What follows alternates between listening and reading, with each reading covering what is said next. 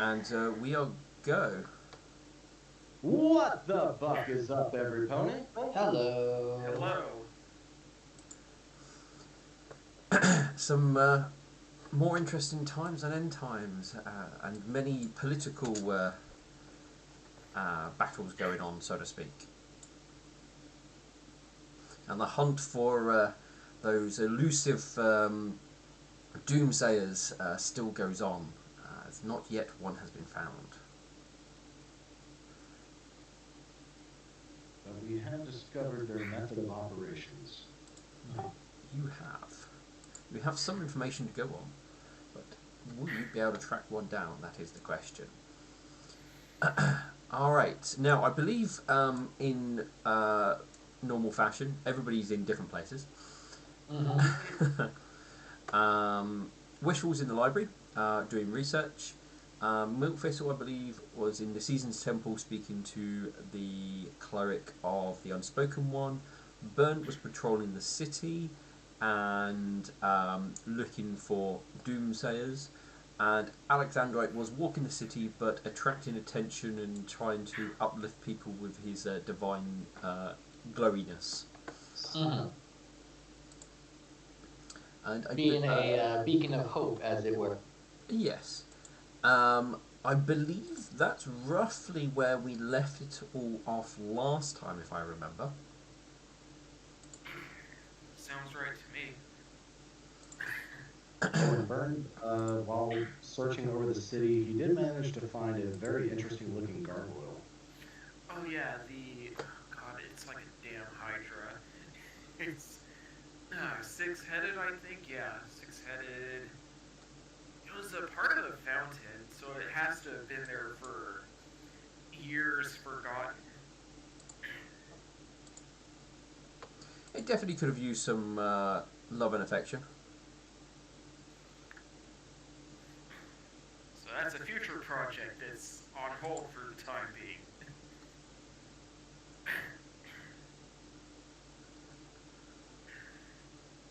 Certainly. All right. So, which one of you victims, I mean players, want to kick us off with doing something or pick up where you were? I'll go first. All right, Milkfistle. Alright, so while Metal Banana is not here in person, her character certainly is. They're going to be traveling to absolutely everything to pick up the 3 items required for the ceremony this evening. So, what were those 3 items again?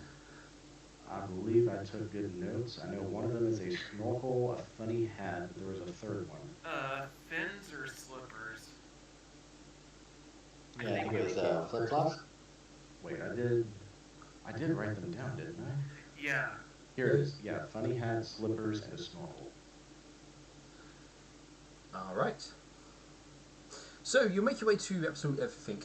Yes, it is open. You enter his mess of a shop and basically walk up to the counter, ring the little bell that's there. Some papers nearby suddenly seem to scuffle as you ring the bell, and as you watch the papers move a little bit, a hedgehog sort of comes out, walks across the counter and looks up at you. Good afternoon. Are you intelligent enough to understand me? It kind of just stares at you. After a few moments, you do hear some commotions coming in further inside the back room, and it sounds like somebody's making their way forward. Milkthistle will wait patiently. After a moment, you will see... I've actually forgotten his name. It's been such a while since we've been here. Solar Comet, I want to say. Appear from behind the curtain that will blocks anyone seeing into the back room. Ah, you've returned. Picking up or taking away? Both actually. I need 3 items from you. Alright, what is it you're after today? There's an unspoken ceremony that's going to be taking place today. I am in need of a snorkel, slippers, and a funny hat. How funny does the hat have to be?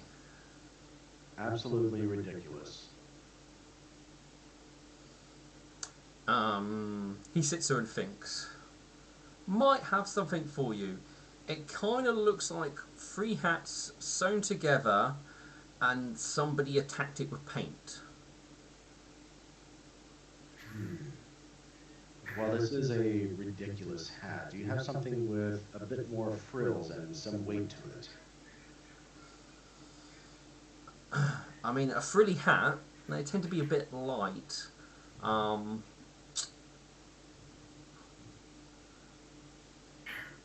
mean, I can sell you some frilly bits and you can attach it to the silly hat. I'll do that then. I mean, obviously, assuming you have some sewing skills, of course. Yes, I do. He gives an nod. The slippers, could you give them in different sizes and to where they don't match? He gives you an odd look. I might have to charge you more for that because I'm going to have 3 odd slippers. I was gonna say you're Orion showing. I'm certain if you were to look carefully, there might be some mismatched slippers in the back. There might be. I mean, if there's some mismatched ones, then I'll let you off. But if I've got full sets, it might cost you a little bit more. A snorkel, yeah, that should be around. You hear the telltale signs of rustling from inside the shop, like something's currently looking through the piles for something. I'm sure something will appear in a moment. And Milk Thistle will wait. You don't have to wait too long for the snorkel, as one comes floating up and appears on the counter. Next will be a single slipper, followed by then another slipper. Excuse me. And you would then get the sort of frilly bits, the hat, and then followed by the 2 final bits of slippers, as he's sort of counted up as it goes along, and he looks at it all and goes, well, that should come to 15 gold pieces. Those are some expensive frills, but so be it. Well, it's mostly because I at least had to charge you for 2 slippers as I only had 2 odd pairs. I see. I was gonna say the slippers don't come in 4s for ponies. Yeah, they do, but he wanted all different shapes and sizes. Ah, okay. Oh, 1 pair of slippers are for an Antian. Good. All right. Looking for the trade goods that I've got in my collection right now. These do in fact need to be sold. Let's see. What was the value of the mastodon skin? I don't think we actually did that. I've got it in my inventory from when we were going through the frozen forest before we reached the tower. I thought I put an amount next to it. Here, I'll take 10 on appraise.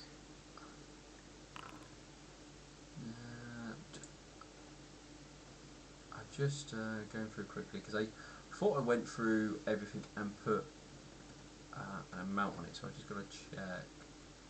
Where have you got the? Oh, is it the mastodon tusks? We have tusks and a large mastodon skin. Oh, there we are. Okay, edit. No, I did not.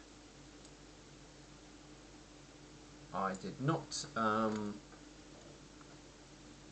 give you a cost on that. You basically start pulling the skin out of your bag. and showing him it. He takes a look at it and goes, not what I'm after. You might want to take that to a leather worker or somebody. That would be far too messy and get very smelly if left here. He'll put those back in the bag. Well, let's see. I do have some other items here. Oh, he'll pull out the amethyst. What do you say to buying this amethyst, and you take the difference from the items I'm purchasing from you? He will take the amethyst and have a look at it to see how much it will cost. Amethyst listed at 110 gold pieces. Yeah, so yeah, he will be happily do that for you. Alright, so removing that, and it's 15 gold for everything, correct? Yes. So 110 minus 15. 95 gold pieces back to me, correct? Yes. Alright.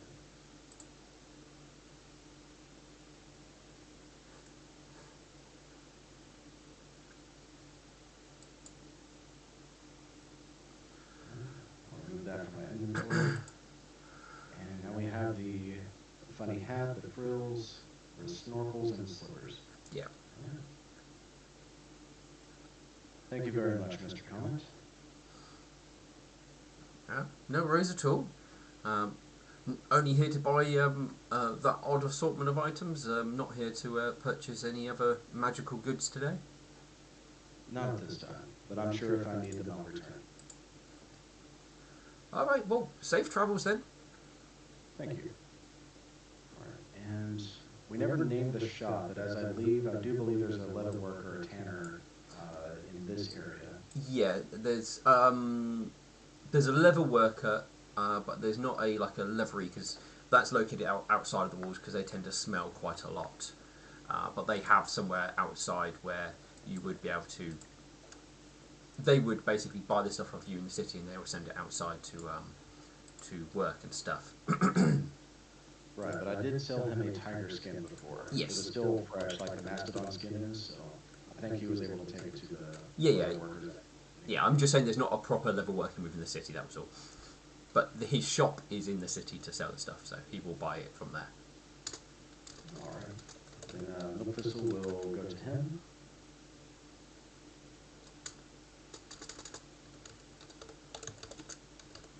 Alright, you pull out the mastodon. I think it's more probably going to be fur than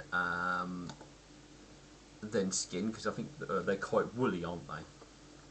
Oh yes, very thick. Yeah, that's what I was thinking. Alright, so let me have a look-see. How, it was large, was it? Yeah, it was large, wasn't it? Or was it huge? I think it might have been one size larger. Yeah, hang on. Let me have a quick look at mastodons. Well, no, it's labeled as large, so I was able to get a large mastodon skin. Oh, well, let me just look at the animal. No, it is classed as huge. Okay. I think we put it down as large because obviously you can't get the whole skin. You get part of it anyway. Alrighty.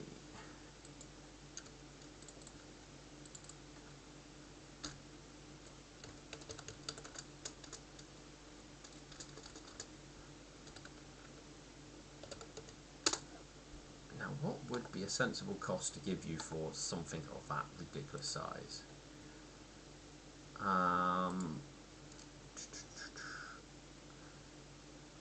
Would be huge, so would be at least sensible.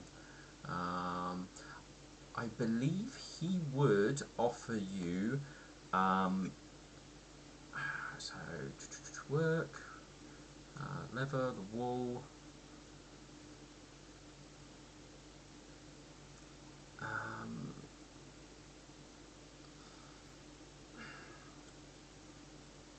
It's hard to try and determine how much you make out of it and not try and be too stingy on the cost, but I think he will offer you 80 gold pieces for it. 80 gold pieces. Taking 10 on appraise makes it 20. Would that be a fair price?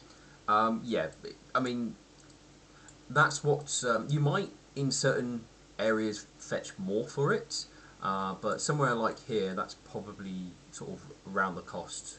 You're probably going to get best wise. All right. And then Milk Thistle would also show him the ivory tusks. Ivory tusks. He would be more than happy to take that off you.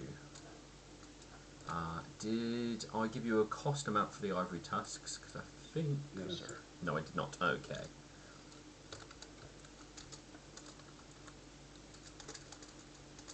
They are more... They're more valuable as ivory is a lot more... well, can be a lot more rarer and can be used... Can't be used as for many stuff. You've got 2 of them, don't you? Yes. Yes. And I don't believe they were damaged during the fires. Yeah. Alright, so he will happily, because of the, I think, yeah, they're large, or huge, he will offer you 100 gold each for them. That sounds fair. So 200 gold pieces for the ivory tusks. Milk Thistle will accept, and I'll go ahead and delete those from my inventory.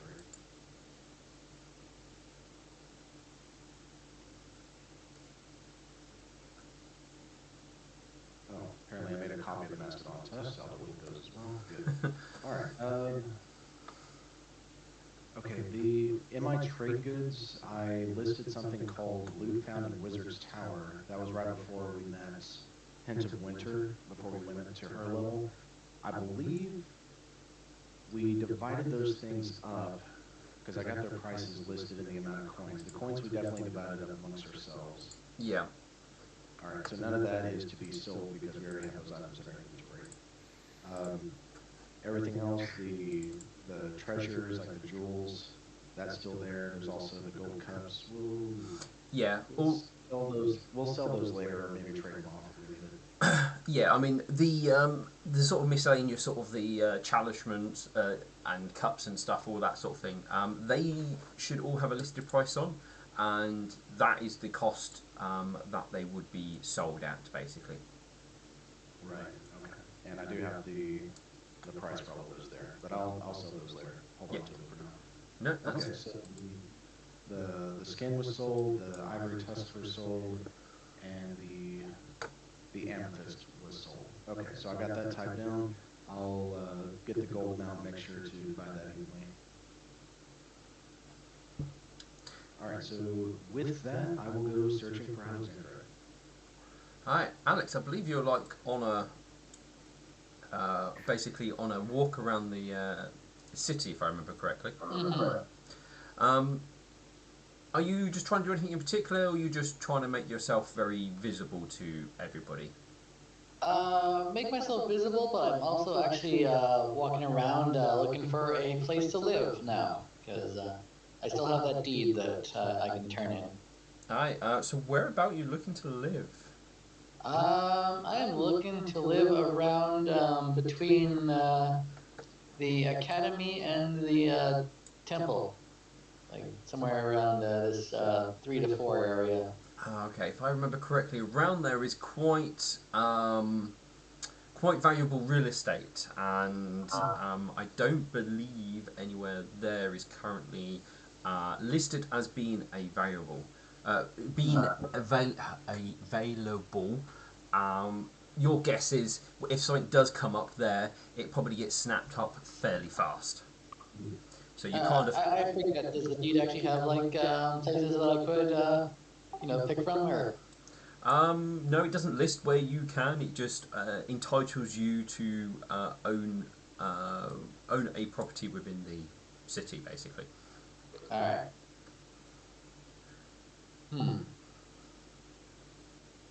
Well, then I guess I kind of will just do a kind of a walkabout and look for a suitable place. Well, a good portion of the city is abandoned, though the more wealthier looking buildings definitely normally have habitants in it, or at least well kept. The more deserted ones are the kind of the more spattering of houses. where there's like lots of them all crammed in. You will probably find. Are you looking for like a mediocre type place to live? Not like real high up nobility, but at least sort of in the middle grounds, let's say. Yeah, somewhere where I can like be close to everything. Like So, um, one place we'll have somewhere available would be over here. You can see where I'm pinging you. alright. And there would also be a place available over here. Where was the second one? There. Oh, okay. Those are the sort of places what would have a more mediocre one. Yeah. All right.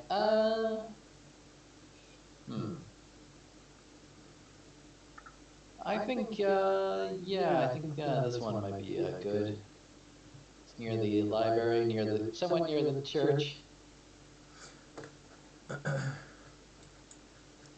All right. So you obviously walk around and look, and there is a property there what does appear to be boarded up and looking a little bit run down. You're kind of looking at the two buildings what have like the patches on the roof. So this one here and this one here. Okay. We'll go with this one here that's closer to the library. Okay. I mean, you do have also a small collection of people following you around as you go. Of course. I'll try to not make it obvious that I'm looking to like live there, but like kind of, yeah. This one doesn't. Around here, you don't have much in the way of gardens, but there is like a courtyard sort of area which is fenced off. So you do have somewhere you can sit privately and well, I say privately. You can at least sit outside basically. Mm-hmm. Getting a garden is a huge luxury here. Yeah. So yeah, I'll definitely make a note of this location, and later I'll throw in the. That's where I'm probably going to give my whatchamacallit, send the letter for the Duchess. Oh yeah.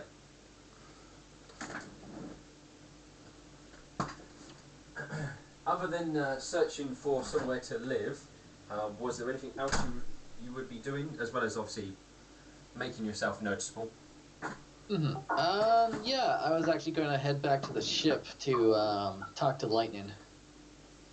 How long were you planning to walk around for? Let's see, probably a good few hours. All right. While I was searching for a place to live anyway, and. No, that's fine. Milk Thistle, you can make a diplomacy check to see how quickly you could potentially find Alexandrite.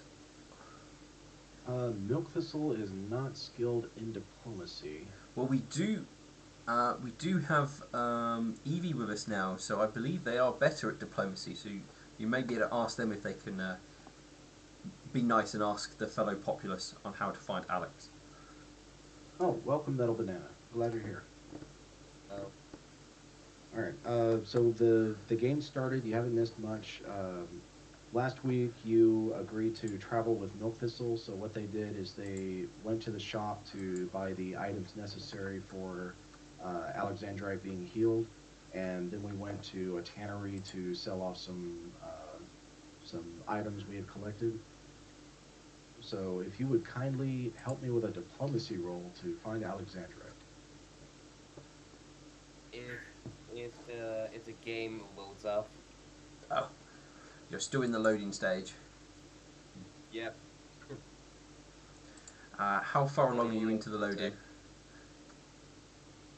A few more minutes. Okay.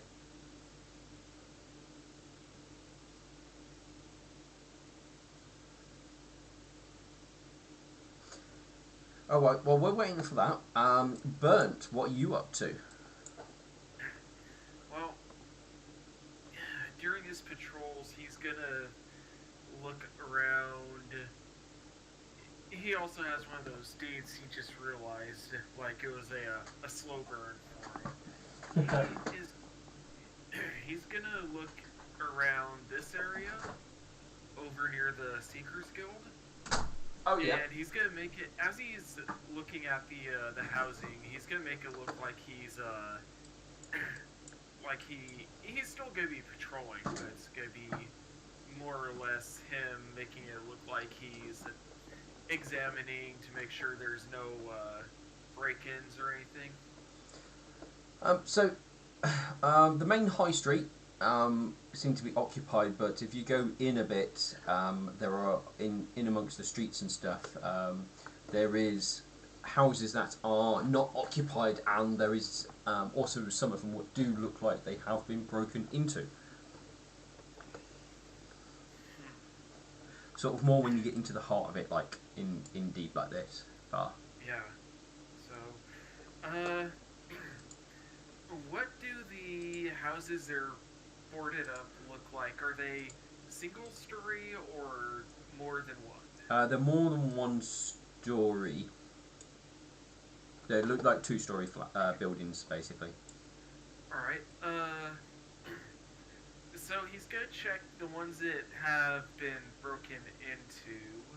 Let me just bring his sheet up so I can roll perception. This is gonna be mine. So, Oh right, he sucks at perception. so with your patrol, is this as you're like walking through the streets, or did you pick single one out to go and have a look inside? He's gonna single one out to have a look inside. All right. All right. So, are you going into the front door, just walking around the outside? You know, my gamer sensibilities tell me not to go inside. But this is Bird. He isn't the brightest tool in the shed. He's gonna go inside. All right. So you're gonna go and try the door. Yeah. All right. So you will find the door is locked, though the windows have been broken. Alright, he's gonna very careful. How tall are the windows? There are some at ground level, so you would be able to get in there.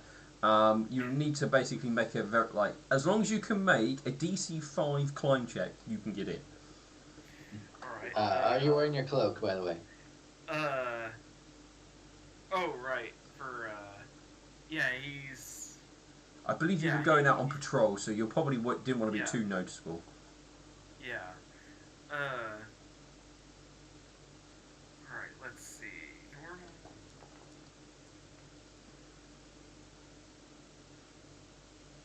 So, yeah, so you can make a DC 5 climb check. Okay. Yeah.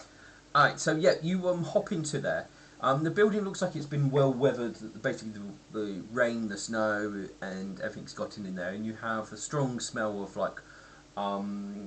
of rotten wood or mouldy wood, basically, and the ground is covered with a good degree of this. There are the remains of some old furniture in there, but again, they are covered in mould that's grown up onto the chairs that are here. But otherwise, it does appear to be fairly empty. Alright. He's gonna back the fuck out, and he's gonna keep in mind one of the boarded up two-story buildings for later on. And as soon as that's all done, he's gonna make his way back to the park in order to meet up with Alexandrite and the others whenever they show up. Alright. And I see Metal Banana did their diplomacy check. Yep. Alright, so it will take you a little while to find Alex, but you are going to probably catch him when he's finished looking at houses, and I believe on his way back to the park. So it would be towards the end of his walking around. You kind of play catch up with him.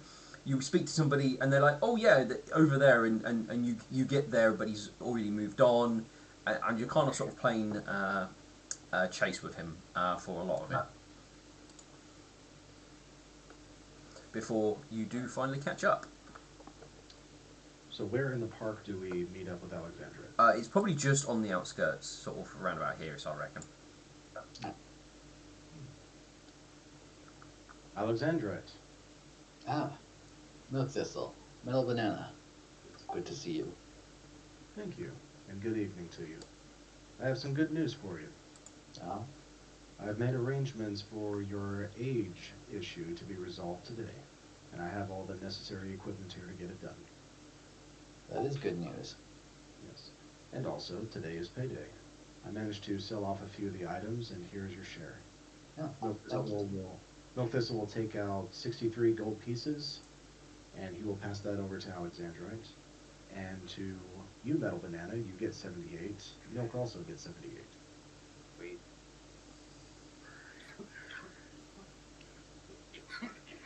So be sure to add that to your inventory. Yeah.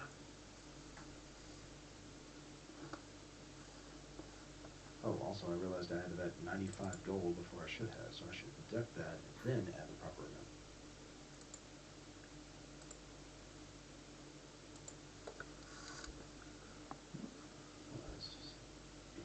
That's the correct one. Okay. Gold is birthday. And Burn, did you join us as well? Yes, I have. Ah, we're all here. Well, except for Poor Wishful.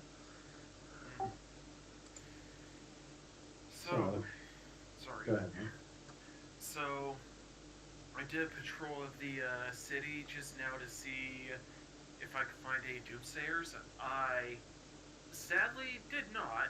I came across an old-looking landmark that looks like it could be refurbished, though.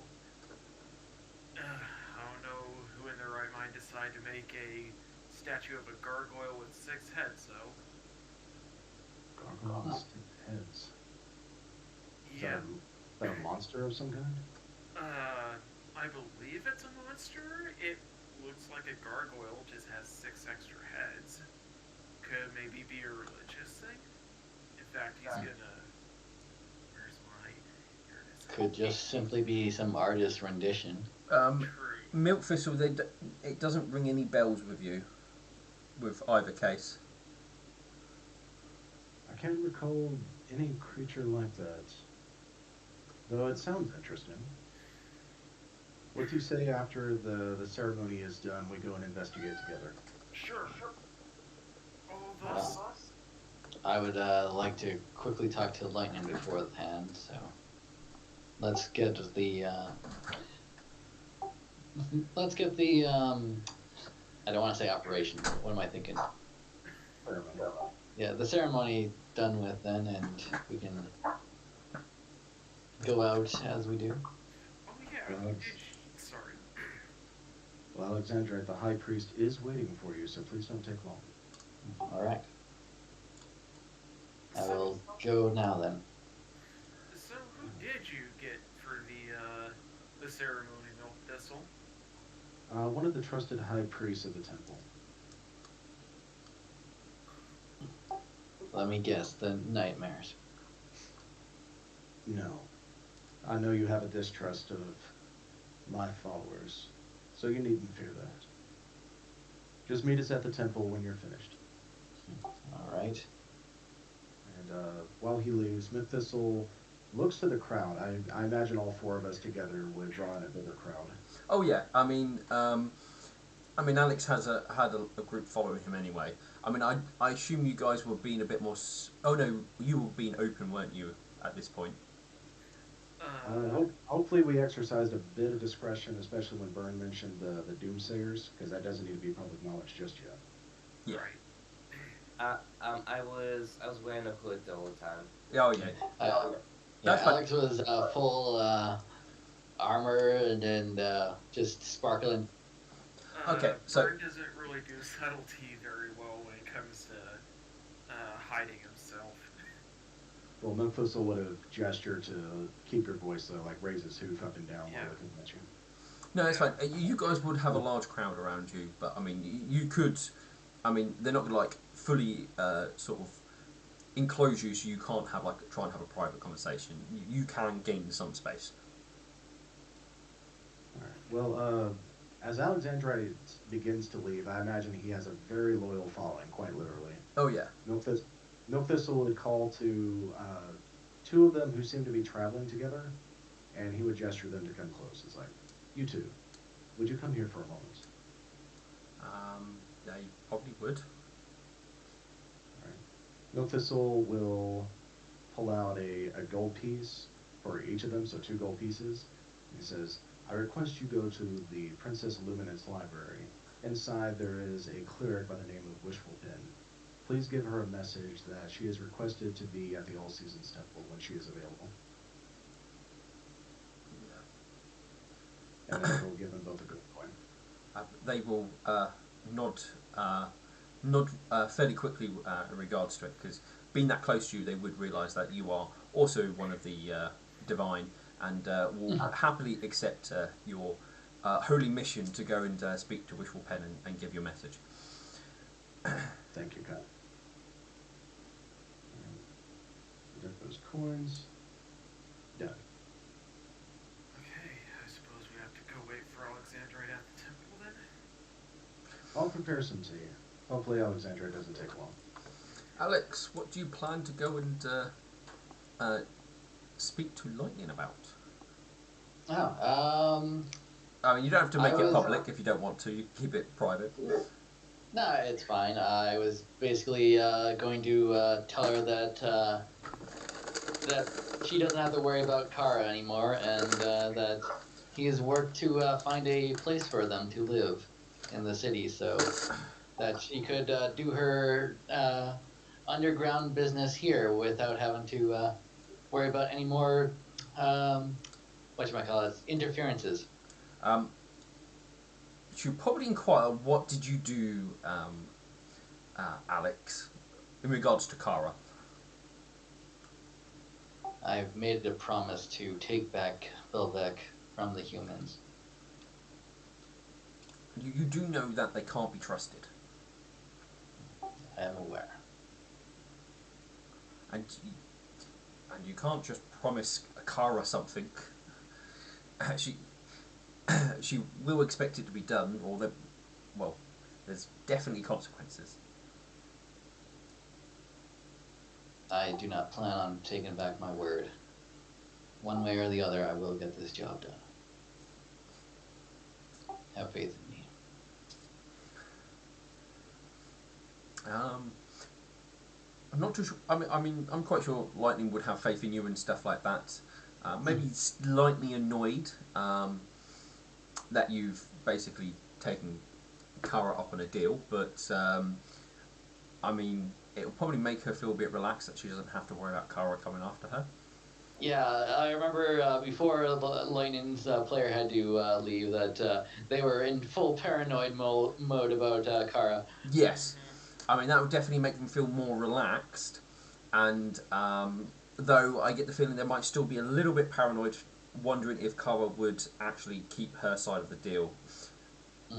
So, but that would probably be about it at the moment. But yeah, and I also wanted to talk to her about having her the underground network, find out about these doomsayers and such. Now that they're more free to do what they do. Well, she could say certainly. She can head over there when the boat's not being watched as much, and have a word with them. Of course. I suppose I'll get off now and let you have that space. Definitely doesn't help that I'm all glowy now. I'm pretty sure there would be a dirty comment about the fact that you said you're getting off, but but I have a feeling that's how Lightning would react. But I won't go any more than that. Well, I'm off to get 15 years younger.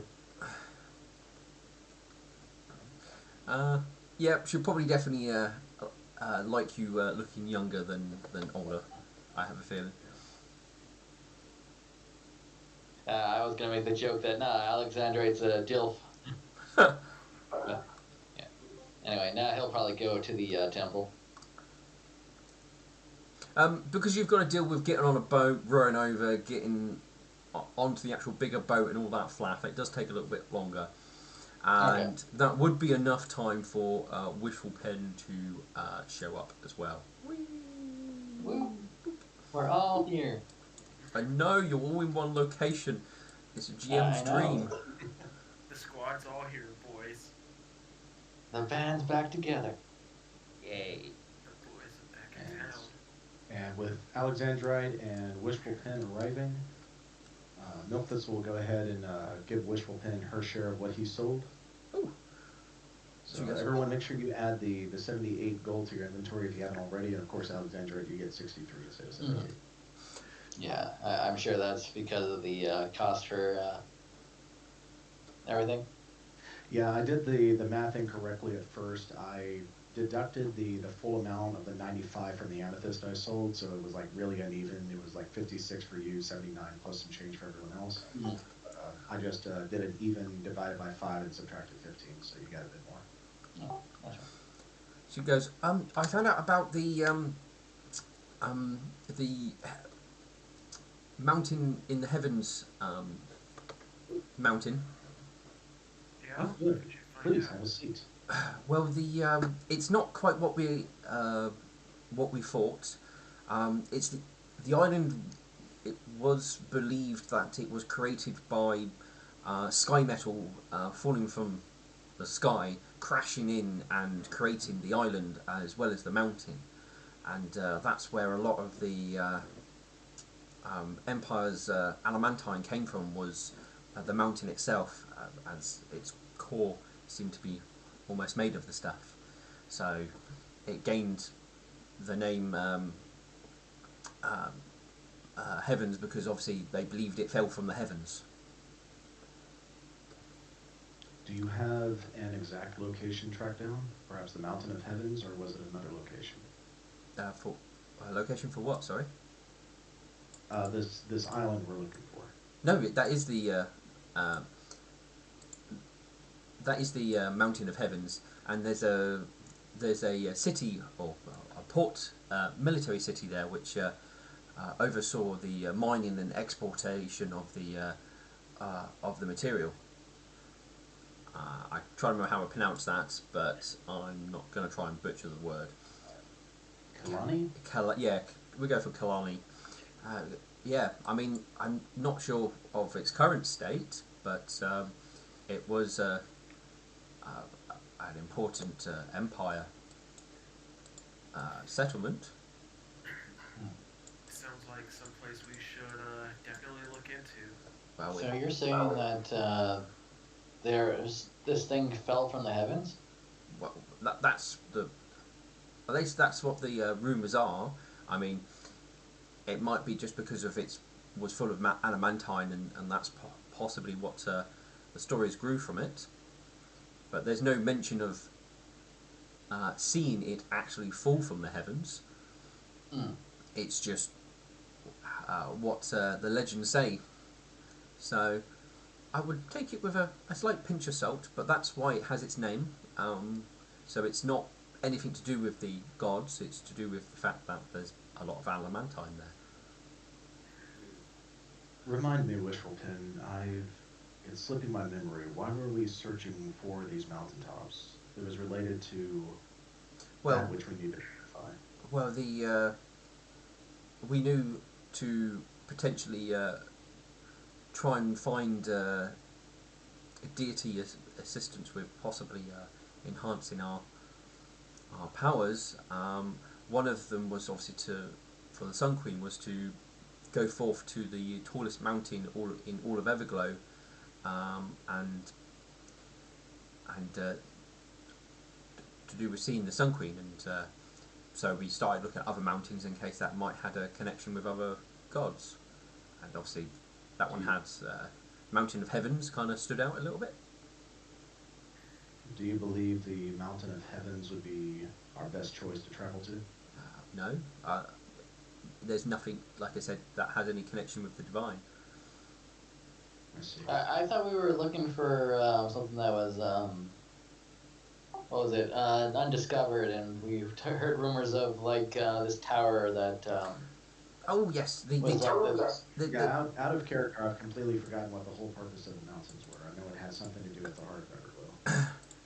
Nope, it was just you guys were just looking into things, and you didn't.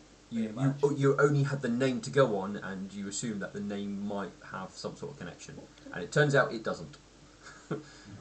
What was the connection to the mountain up in the Griffin territory? Well, I mean that is the or it is documented to be the tallest tower, tallest mountain in all of Everglow. Okay.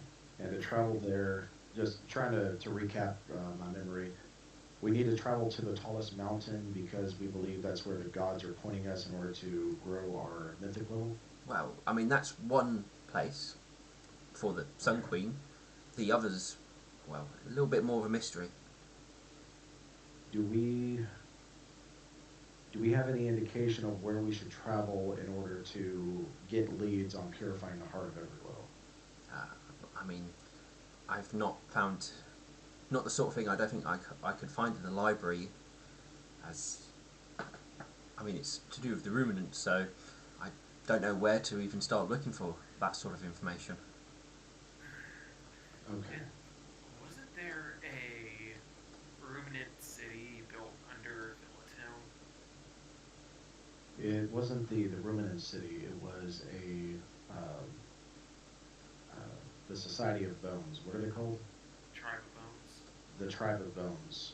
Yes, Villager Town was built on top of them after they were destroyed. well, that might be something that we could look for with Princess Luminance. Wasn't her thing to find something undiscovered? Yes, and Yes. a valuable and lost ancient tomes. Though I don't know how much you would appreciate a book on necromancy.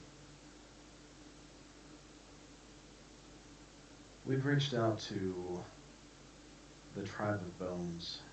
They've denied any desire to be integrated back into society as equals.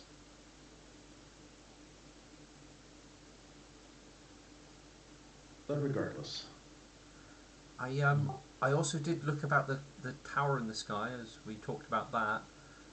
It seems to refer to what happened with the clockworks and their curse. So it's possible the tower to the sky is the tower the clockworks built to try and defy the gods, and obviously then the gods cursed them to and destroyed the tower, and they got turned into clockworks. So I don't know if that would be something suitable. There is also Duck's race that we learned about. Oh, the small ponies. Yes, we could look into that.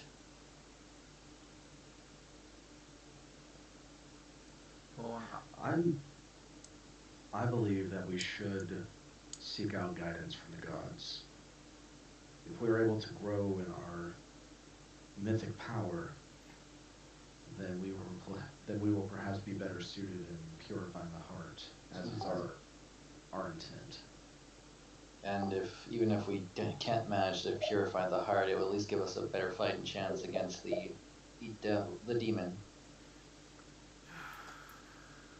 Yes. Here's what I move we do. After Alexandride is healed tonight, I believe we should request a meeting with the high priests of the temples and see what guidance they can provide. Perhaps by reaching out to the gods themselves, they might be able to lead us in the right direction. We know the Sun Queen's intent. That could very well be our first action. but we should follow up with the others and see what they offer. This is true, and it's a fair point in where to start looking. Very well. Should we have a talk with the priest of the author to set this up? First, let us deal with your ceremony. Before you enter Alexandria, have the necessary equipment here that you'll need to wear. Oh. So Milk Thistle will pull out a snorkel, place it on the table, followed by 2 mismatched slippers, and then finally an absolutely ridiculous hat. It is required that you wear these items. Ritual gives you an odd look. I take it that you went to the Unspoken's priesthood for this. Very astute. Is this revenge for some misdeed that I've done? Certainly not. They simply had this prepared. Yes, ma'am. Is my mane still pink? Yes. Oh no, no. An hour would have passed by now. It would have gone back to normal.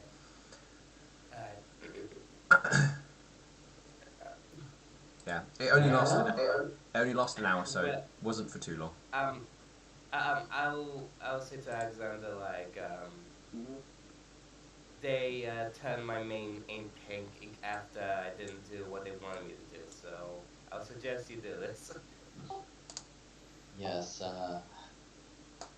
They tend to like people who are good sports about their practical jokes, from what I've experienced. They don't seem malevolent, just playful, if anything. Alexander will sigh and put on the regalia, as it were. Probably needing to actually hold one of the bigger slippers. Yeah, you definitely got a bit of walk in that, Yeah. or at least not in any normal fashion. You might be able to shuffle it along. That's probably about as best you're going to do. God, it's almost like Alexandra is wearing clown shoes. Actually, you know what? Even better, Alexander's gonna put the giant slipper on his head and put the hat on his hoof. And do not forget the snorkel. It brings Of course. Alexander will put the snorkel in his mouth. Shall we go together? Oh. Yes. Burn just can't help but grin as he watches this. Okay, so you guys make your way to the Unspoken's wing. You definitely get some looks and some laughs as you head into the Unspoken One's wing, where the High Priest would be there waiting for you, and he gives you a warm smile as you guys approach, and he does quickly cast a little spell as you guys get a little bit closer. And he goes, "Ah, you're back." Milk Thistle will give a bow. Yes, High Priest, here is Alexandrite with the equipment as requested. And he's already wearing it. Fantastic. Awesome. And I even see your pink-maned friend is back as well. I look at my mane. Yeah, it's pink again. You mischievous son of a bitch. Alexander will give a laugh. I didn't do such a thing. How? He acts or feigns surprise. All right then. So, are you ready to embrace the chaos? Alexandra will give a nod. Excellent. And with that, Milk Thistle will pull out the diamond chunk. Right. They would. It will be. Bleh, it will reduce it by 5,000 gold pieces, as that is the cost for greater restoration. How unfortunate. But okay. And the high priest will begin. There definitely seems to be a lot more flashiness to this, and there's definitely a lot more props that are brought out, and the high priest uses or gets Alex to use.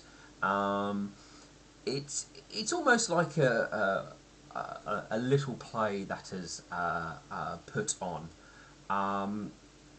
Anyone who sat next to Wishful Pen, Wishful Pen will whisper to you and goes, it only takes about 30 seconds to cast the spell. Why is it going on so long?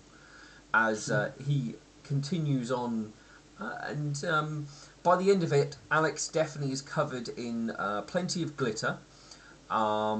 Is also wearing a dress, and even has a bird sat on the slipper on his head.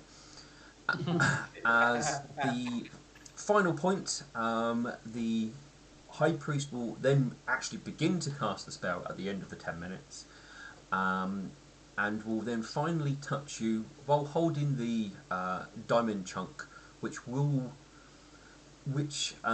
enough of it to cast the spell will break off and disintegrate as he places a hoof on Alex.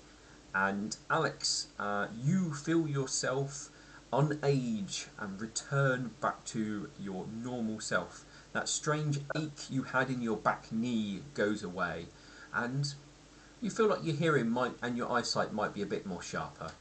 Yeah, I was gonna say, does my ear regenerate? No. Okay. Doesn't grow limbs back. You aren't that lucky. Yeah. I thought I would still try. I will double check just to make sure the spell does not allow you to regrow limbs. I'm pretty sure the answer is no. It does not. Regeneration is a separate spell. Yeah. Okay. You will gain all of the benefits of lesser restoration. So if you were exhausted or anything like that, that's gone permanently. You don't have any negative levels. You don't have any ability damage. You are no longer in forced love with lightning. Oh man, that was still on me? Yeah, that was never removed, and no one ever looked for it. But now it's gone. Okay. Wait, No. hold on. Let me just double. Oh no, sorry, I misread something. I thought it says all curses removed, but I misread it. It's cures all. So sorry. Hang on. Dispels all magical effects. Penalising the character's ability damage, restores all permanent. No, doesn't say anything about curses. So no, that's still on you. Sorry. All right. I mean, at this point, it's probably like legit love, but I mean, you're still technically forced love. I mean, when it's removed, then you can choose to have it be your own feelings, but at the moment it is technically forced love. okay. I thought he did remove curses, but he does not. I thought that was only a temporary thing, but okay. Oh, no, Duck got a stronger version of it, and it was a permanent one. Duck also got Thanks, two Duck. potions which were weaker, and those are the ones what Duck and Nightshine actually drank were the weaker versions. You were given the strongest one, which is a permanent effect. Unless removed by certain other means. Very well.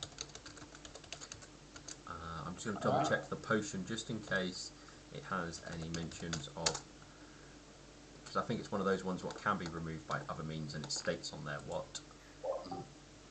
But yeah, Alexandrite kind of just cricks his like entire body, like as his old age kind of goes away. Like, oh, that feels so much better.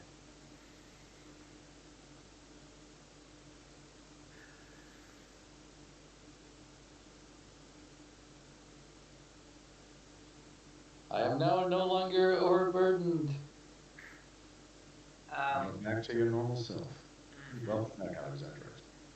Thank you. Also, this would be a good time to mention out of character. Metu Banana looks younger than when you first got her out of that cage. Alexander will raise an eyebrow at that. Did you also get restoration Wait, medal? what? You No? look younger than before. Do I? Yes. Out of character, apart from getting the blood cleaned off and your armor returned to you, so you're cleaned up. Like, are there physical changes to your body? Like, does your face look younger?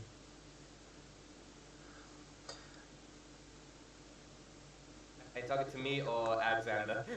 Asking you. Yeah. Oh. No? No, I never looked in the mirror since we left. I'm asking that out of character. Like, was there a physical change to your face and your body that Oh visibly yeah, yeah, made you? yeah, yeah. I took the basically the no aging in trade for For the the for their divine stuff. yeah Ah, divine Hmm. stuff. Oh, okay.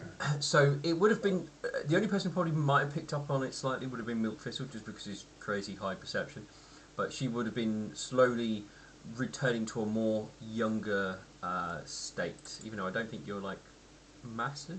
Oh, you were 33 years old, so you will slowly return to how you kind of looked about when you were about 21 years old, and it would have been slowly sort of getting gradually back. But you may have sort of, because of you just had this whole aging thing happen, you kind of might have gone, oh wait a minute, Banana looks young as well. Yeah, And Alexander went from like 36 to 19 again. Milk would take note of that, but he wouldn't mention anything. mm, I guess the spell even works outside of the ritual. That's weird. Yes. Anyway. The head, the unspoken head priest will give you shake your hoof, which you would then get electrocuted when you did, and he would turn around and go, "Well, it looks like my job here is done. If you require any other elements removed, then do stop on by. We put on a show for all to see."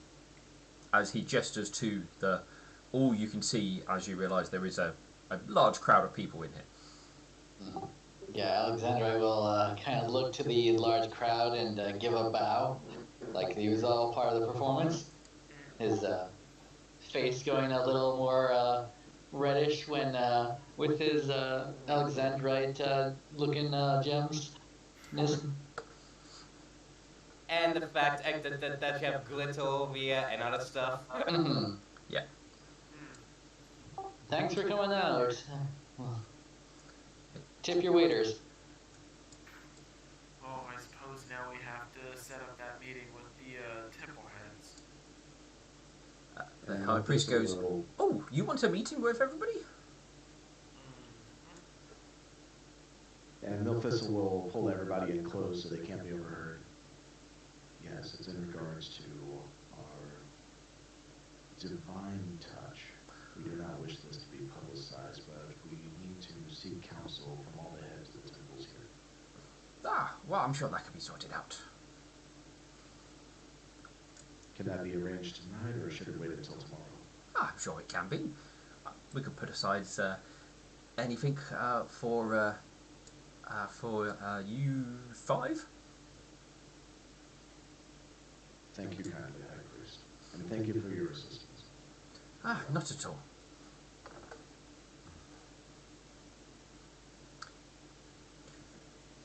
And he will skate off into the back area, like he was Would skating we- on ice. Would we be permitted to enter the back area, the interior of the temple, through the unspoken temple, or would we need to go to one we're familiar with? It would be more polite to go to one where you're familiar with, rather than just going through anybody's one willy nilly. Because it's the directly behind where their wings are is their kind of their private area for that particular deity, and then there's a more further bit where they all sort of interconnect, and there's sort of a neutral area behind the scenes as well. So it would probably be more respectful to go through one you are permitted to go through already. Okay. Uh, who does the unspoken share a temple with? What wing are they? Shares it with Princess Luminance. Yeah. Okay. Milthistle will look to the rest of the party, still speaking in a whisper. I believe we should invite Steele as well, as this will ultimately tie in with him. Yes. I'll go get him. I wanted to speak to him anyway. Shall we go together? Very well. Yeah. What exactly is this meeting going to be about? We're going to seek ways of growing our divine power. And in order to do so, I believe we need to reach out to the gods themselves. So I wish for us to all speak to the heads of their respective temples so they can guide us. And then we can make a decision on what steps to take next.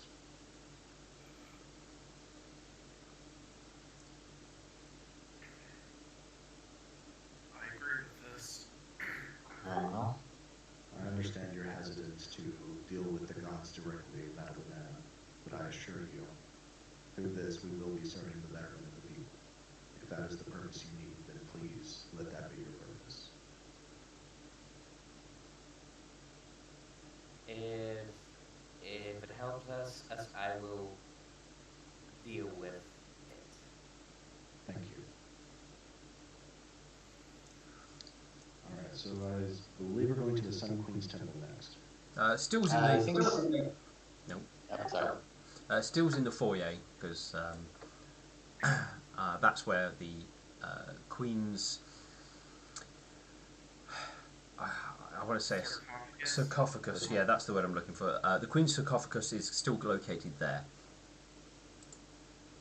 Alright, let's head there and speak with Steel Prism then. Wishful Pen will step up to you and whisper to you, Alex.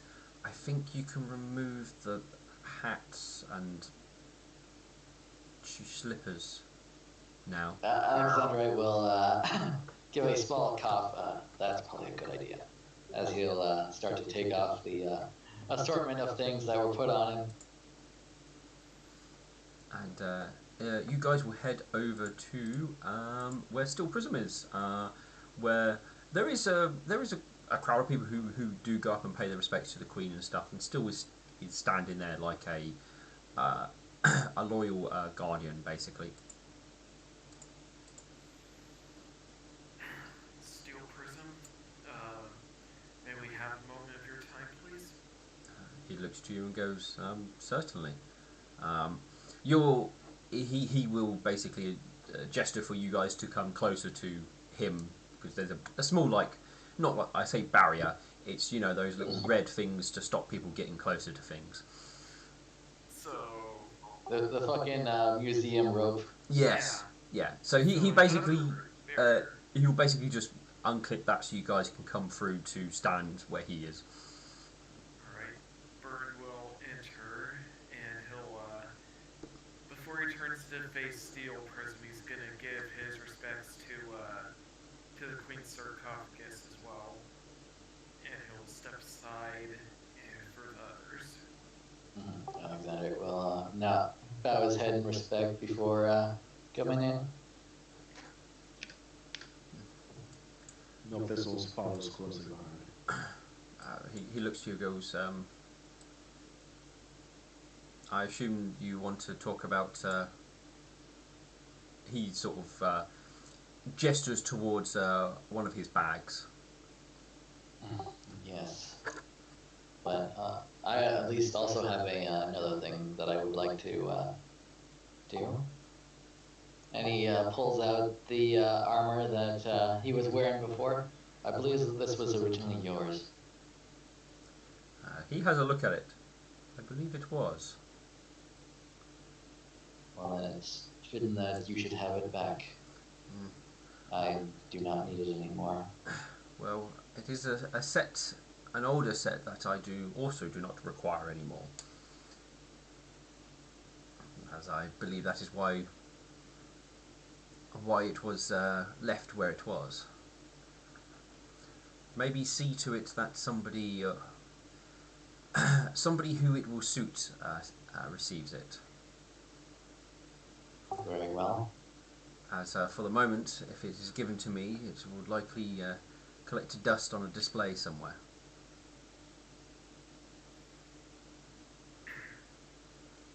I'll see if there's any young paladins in this area that could fit the bill.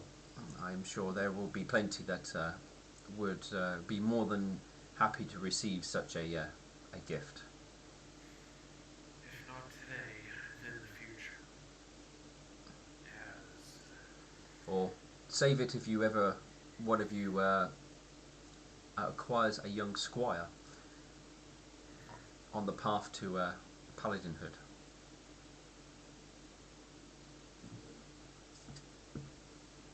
Well, still, the reason why we're here to speak to you is because your presence is requested. There will be a meeting today with the heads of the temples, and it will involve circumstances involving you. I don't wish to say too much publicly, but being that it will affect you directly, it's important that you be there. He gives a nod. I will be there. Just inform me when. Thank you. Okay. Out of character, with that done, should we just go to the temples ourselves and let them know we're requesting a meeting with everyone? I mean, to be honest, the unspoken one is going to go off and basically tell everybody. So the meeting's probably going to take place fairly soon, because if you guys requested a meeting, they're going to listen. So Okay. it's kind of hard. It's kind of hard. Oh, sorry. I'm just a little hesitant to trust the high priest of the Unspoken Temple, because there might be some gag involved. Not sure how seriously he'll take it. Oh no, when the people who were touched by the divines ask for something, then you kind of pay attention to that. Okay. I mean, they're silly and all, but they are still priests and what have you. Yeah, it's serious clown business. Yeah. He put his serious hat on. gosh, they should open up a clown college here in Villa Town. Oh, that's the Bard college. That makes way too much sense. Alright, so yeah, I suppose we'll go make our ways to the back entrance then. Shall we So- go through the Sun Temple? You guys will obviously head towards one of the wings that you have more association to, and I'm going to guess you're going to go and sit in that waiting area, which is outside the big fancy room you guys were pulled to last time. Mm. Yes, and Milk Thistle will prepare enough tea for everyone. I'll probably have to request more cups. But we'll make sure all the high priests and everyone present will have tea.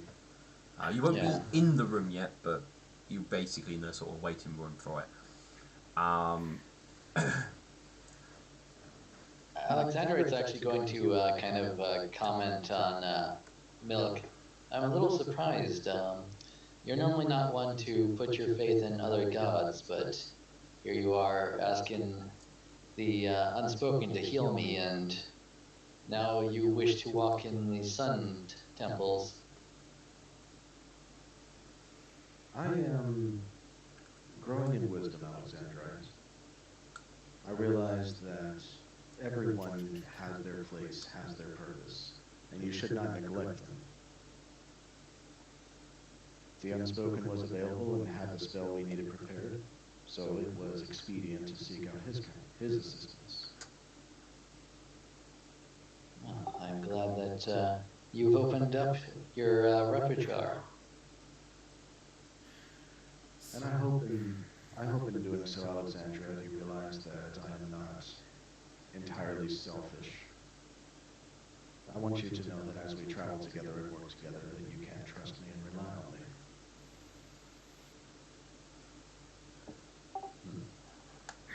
Well, as we travel together, I will do my best to prove that I'm reliable as well.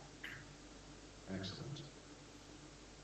So, Uh, sorry. I was going to say, Wishful Pen kind of sits and watches you two talk to each other with a big smile. So, as we're waiting, Bird looks to Metal, and he kind of feels that there's some tension in there between them. He's gonna he coughs into his his left hoof and goes, is everything okay, Metal? Something. I have enough wisdom to realize when something is troubling a person, or a pony in this case, and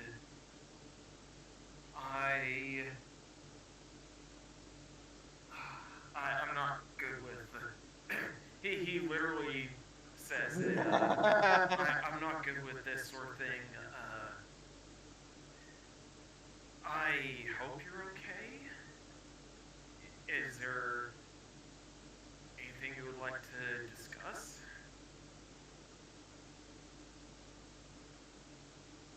I'm fine. Thank you for asking. I see. He You can roll sense emotions if you want. sense motive. Yeah. Yes, one Yeah. moment. I was like gonna say, sense emotions is not a thing. So this would be Motive. Yeah. I believe... would this be No, because obviously the player needs to see it. Because then it'll be down... Yeah. The player can decide whether if you get enough. Yeah. 25 is the point where you kind of have to be open and honest with what he'll pick up. This is kind of just over the middle ground, so he should get a little bit of info, but not anything drastic. Okay. But you feel a hint of like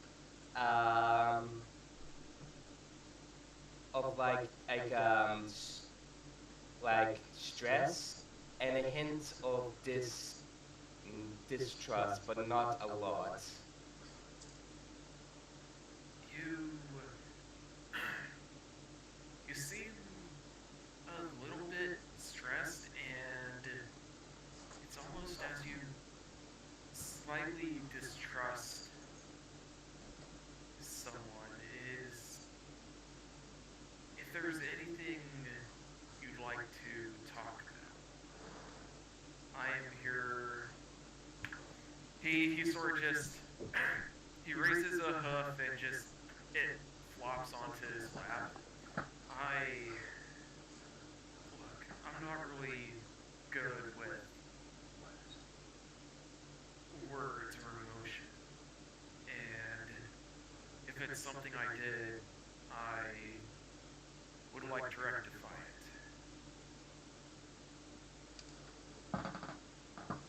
Nah, it's just a atheist now has to oh, deal with divine beings. That's not what usually an atheist would like. I can't say that I can't say that I understand myself, but he sort of you notice on the left side of his face, he didn't really get a good look before, considering he had his helmet down. But the left side of his face is all scarred up. It looks like someone took a really hot piece of metal, or like really hot metallic claws, and just raked, like in a diagonal cross design down the entirety of his left side to where it scarred over. Then you see what also looks like a sword strike that went directly, what is it? Vertically is going up and down, right? Mhm. Yeah, it's like a vertical strike going from the top of his head down, just barely missed his eye, and right down to his chin. And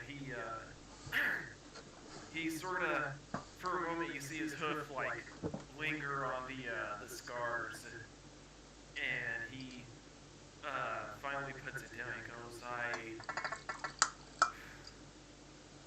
I wish I knew I could say. I do not know how it is to be an atheist. For a while there, he sort of stops and blinks a bit. Do you you see these scars? Obviously, would you would you care to know how they came Do you want to know how I got these scars?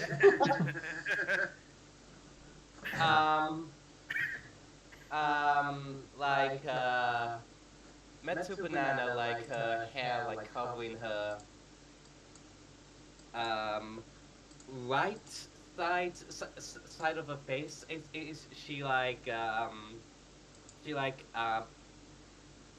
um, takes it off her face, is revealing her eye. Also revealing also a very a long and bad scar, like a literal lightning bolt has been struck at her face, and it left a big scar on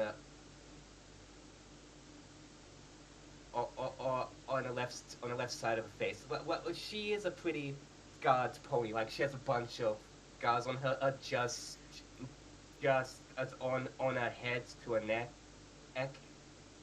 But that one just stands out from all the rest. Alexander looks over this. Are we showing off our scars?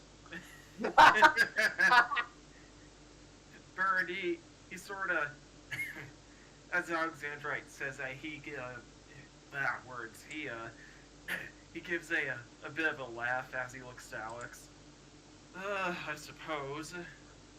All right, Alexander will kind of show off the one that's like at his neck. That should have probably took his head off. Oh yeah, that was in the caves, wasn't it? Mm-hmm. Yeah, That was- since he's a gem pony, I imagine it's kind of like a big crack, like. And of course, he wiggles his ear that's been torn up. Well, cut off. Yeah, cut off. So Bird gives a soft smile to the law of you, and he says, "Well, since we're all going in together, we're all going to need to learn to start relying on one another and putting our faith in one another. Otherwise, we might not get through this. I believe there was something I overheard from from a wizard that my father once got some medication from for a villager years ago. He said that when you're in darkness, it's not. It may seem like a lake, but it's not a lake. It's more than that. Darkness is an ocean. And with what we're going into right now, the hell that we're going to be facing in the future, that's going to be our ocean. We're going to have to stop the tides from coming in. And we're going to have to find a way to make sure they don't come back. So we all need to be there for one another as best we can.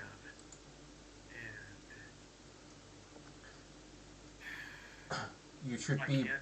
you should be a beacon of light within the darkness, says a voice from behind you as Steel starts to approach. Exactly. And I would not go with anyone else other than you lot. He gives a very kind and relaxed smile at that. Well, I'm glad that you you're happy to travel this darkness with us. After all, I'm a Chaos Knight. It's what we do.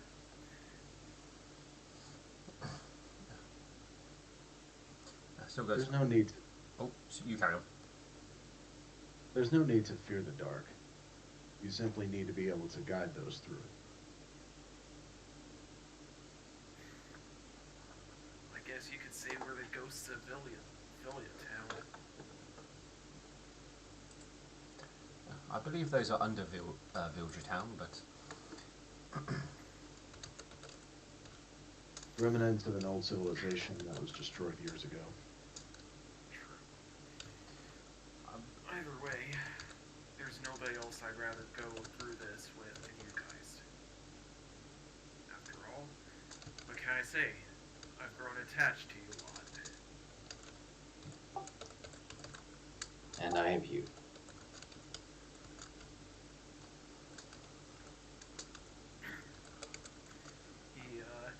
He looks to Middle Banana and offers a hoof. Besides, if you ever need anything, just let me know. I mean, we don't have to like one another entirely, but if we're all normal and liked one another in all forms, wouldn't that make life boring?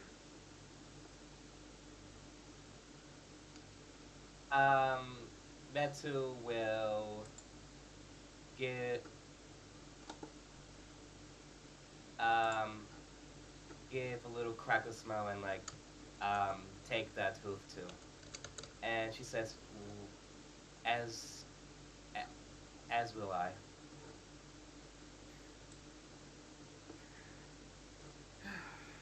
I suppose now all we have to do is sit here and wait. Mhm. In fact, he's gonna do something that he hasn't in quite a long time. He's gonna take out his what was it? His shamisen, even though he has a pretty shit skill in it. And he's gonna start playing an old song or an old melody that Swift Victory used to when he was really little.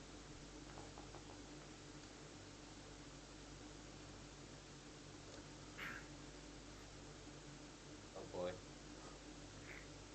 I mean, hey, at least it wasn't a one, true. so it's passable.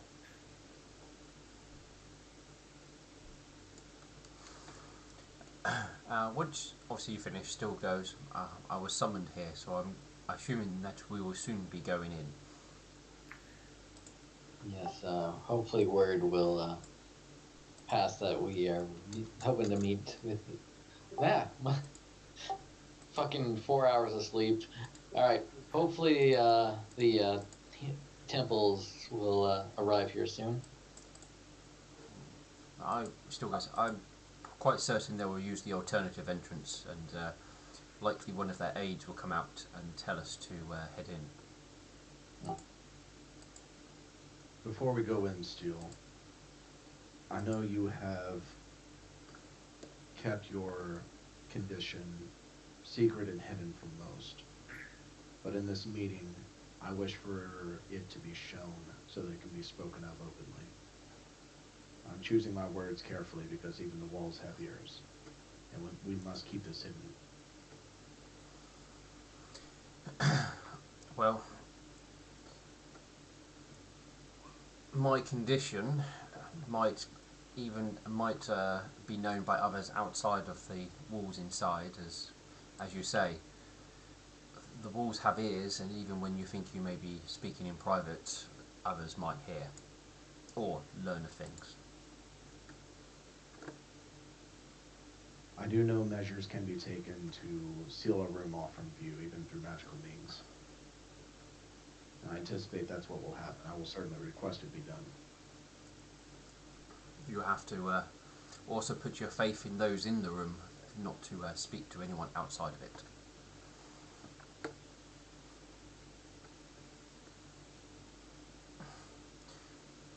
But we will Well, see what yeah. happens. may we speak of it openly once we are in the room and it is secured. If it is relevant to what is happening, then it will be needed to speak about. Thank you. Would you like some tea? We have a few moments, I believe, before everyone is called. I will. And he will use his magic to pick up a key. I have to say a teacup, and we'll have a drink. You guys not waiting for too much longer. When an aide will come out and will indicate that you all may enter now. And you'll be led to the rather large, very highly decorated with gold leaf and stuff like that. They will part open, and you guys can enter into the chamber where all of the high priests are sitting around a horseshoe table looking in your direction. Alexandra will walk in and smile at everyone. It's good to see you all again. Vern will follow in suit and stand beside Alexandra. And Milthistle will bow to the high priest, and he will speak up. Or go ahead, Metal. I will also follow suit and like stand next to Burns. We have our formation. It can't be broken. And once we're in, with the door closed behind us, Milthistle will speak. What we have to bring to you is of the utmost critical importance, and the highest levels of discretion must be exercised. If there is anyone in this room who should not be trusted with this information, please ask them to leave. And then once they are, seal the room from all magical means of spying. No one leaves because it's only the high priest in there and you guys. So Okay, so none of the temple servants are staying here with us. no. These chambers tend to be private unless anyone is called in. So it's only the high priest and you guys, basically. And can anyone go ahead, Stu. I was going to say, when you finish, the high priest of the author, and I was going to attempt to remember his name, which is Endless Story, will stand up and go, "You are able to speak freely here. It is only us and yourselves that will hear it." Sorry, a quick out of character thing. The never-ending story. Hush, you. Alright. There's just an eastern dragon flying by the window. And Milthistle will bow to the high priest of the author. Thank you. The reason why we have asked for you here is to let you know of the situation and to make sure that we are all aware.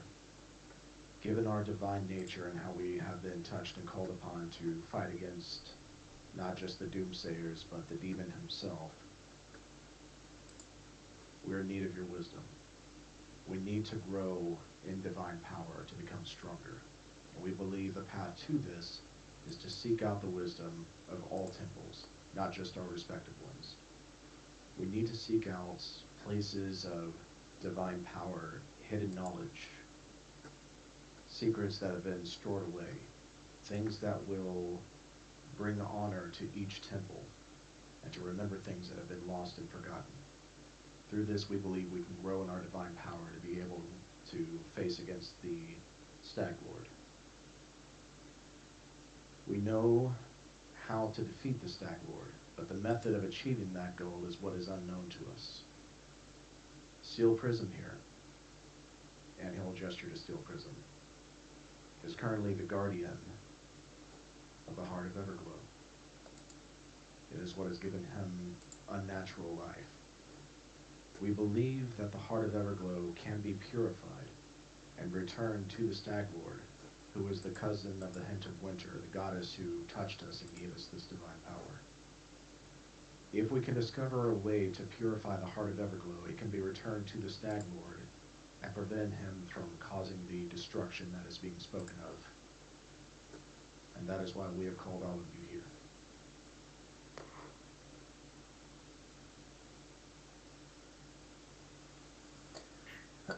And the story will speak first. So you require on the knowledge that might be stored within the All Seasons Temple in regards to this Heart of Everglow. Yes, specifically how to purify it. He looks over to the head of Princess Luminance, as obviously the keepers of knowledge, they would know better, and he gestures towards her, and she goes, as far as I'm aware, there is no records, or we have no records on such an item. I know shortly before the fall of the empire, we were starting to gather information on ruminants and their kind, but I mean, there was little was known at the time, and little information was gathered. It is quite possible that there is much that was never brought back to be studied by us or anyone here.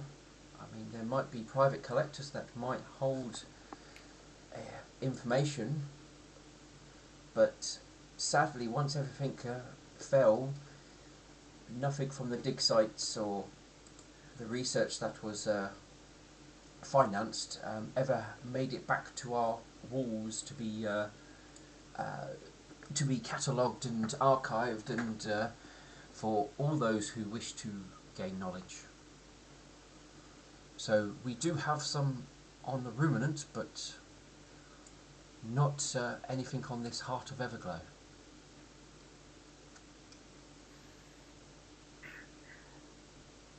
Do you know of a place that has been touched by the luminance from the past, or a place of power that requires intervention? There's no place that requires intervention, but there is obviously the site of where she ascended that was directly touched by her. Where was the site? I mean, it's just north of the city, at her, at the Luminance's personal manor. I mean, it is now obviously a museum to Luminance herself. That is still owned and run by her family.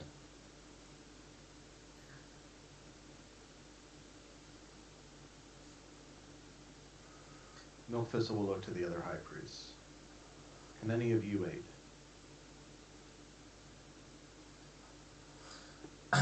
Blaze will call up and go, we will crush this enemy with our hooves. Should you need strong bodies and strength, you will have them at your time of need.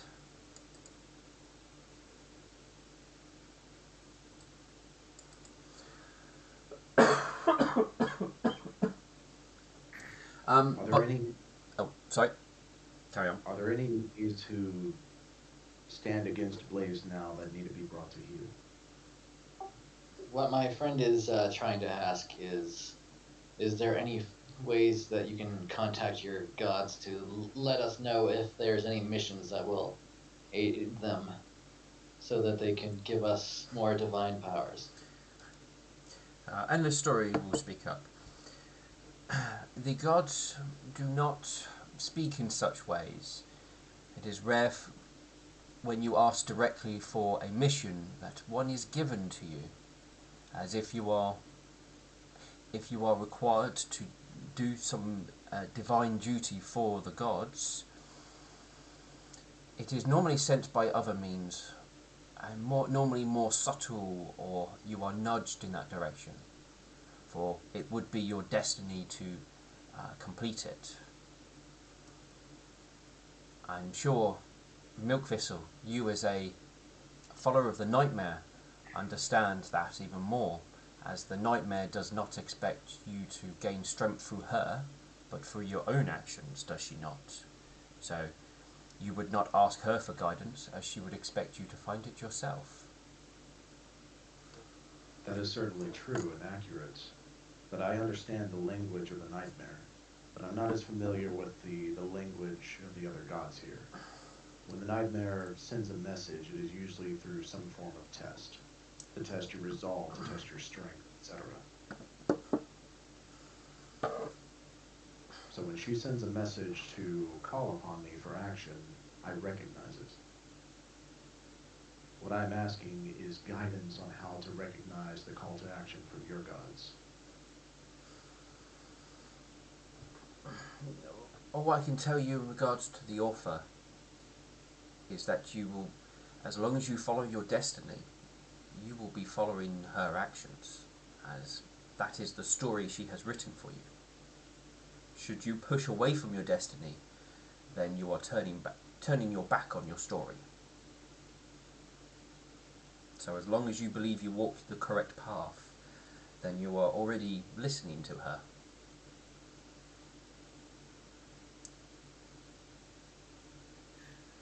High Priestess of Kara, can you offer any wisdom?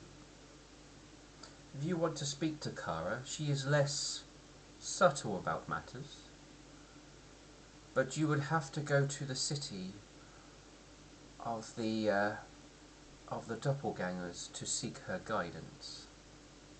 Bilvek, Yes. which is right now under the human rule. It is, well, or soon to be. They are still attempting to put their important people in the right place. Or believe they are, at this moment in time.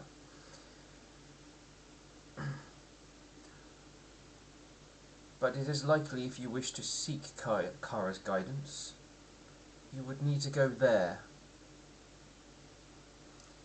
and you would be able to speak to her directly, but there would be a cost.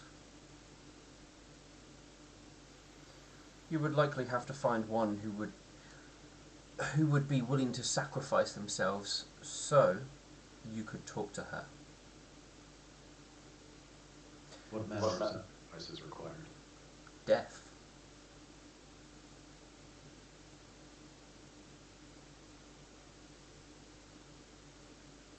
Would Kara indeed require the life of a volunteer to speak to her? Yes.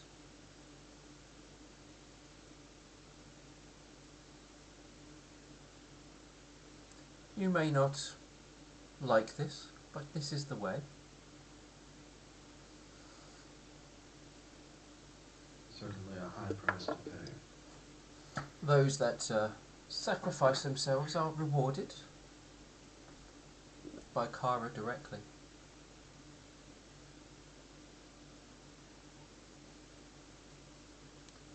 High Priest Midnight Vision.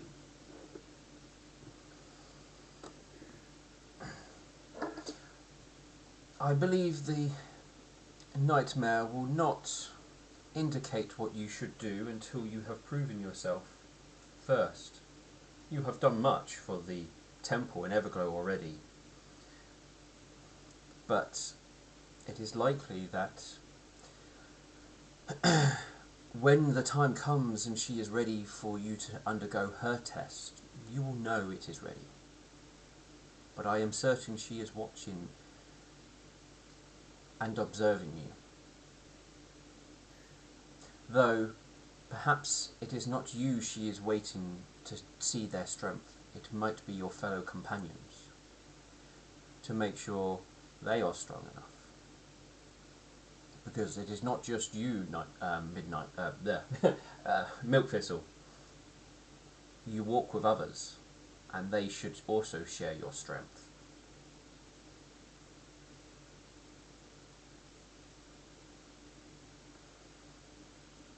Milkfist will bow. And then, moving up the pantheon, High Priest of the Unspoken. What do you say?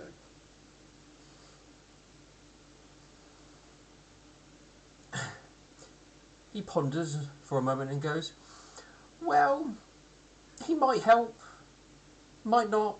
Depends how he feels. I mean, could be fun, could be a laugh. I mean, he might help the other side if they're losing, at least, make things more interesting." He says, pondering for a moment, but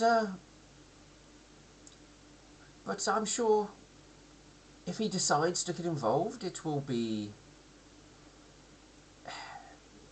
It may not be in a way you appreciate, as I understand that those find it difficult to directly accept the unspoken's gifts when they come. They are normally fraught with changes and or sometimes at the expense of others. Though there is no one true way to ensure such a gift will come directly. But he says, pondering for a moment, just seeing if there's any. But you probably won't visit or come anywhere, or let you view him as to view the god of chaos is to it could possibly send one mad. So the only thing I could advise you is, if you do wish to potentially be blessed by him, is to go mad, as that will be for one way to certainly see him.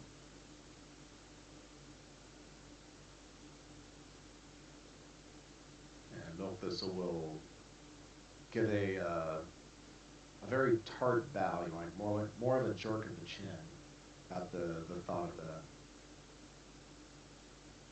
Let's see. So, High Priest of, let's see, we've spoken to Luminance, the author. Did we get a direct answer from Princess Luminance? Well, she only spoke about the ruminant and stuff. You never asked. Didn't really say anything about, obviously, luminance directly giving you any support. Well, then Milkthistle would ask her next. It's like, Yeah. High Priest of Luminance. I mean, luminance is. You may already know, but luminance is more shy of the deities, and it's not often she does come forth and speak to those, and normally it's in private if that is done. But if you do wish to possibly gain her notice and possible friendship,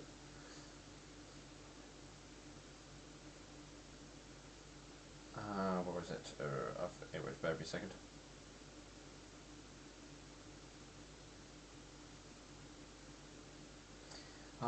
What you should seek out should be rare writings or books that may have been lost, and she would potentially be more likely to bless you. Though, if you do wish to try and seek her knowledge or have her visit, go to a place of learning and learn in solitude, and she may come and whisper in your ears.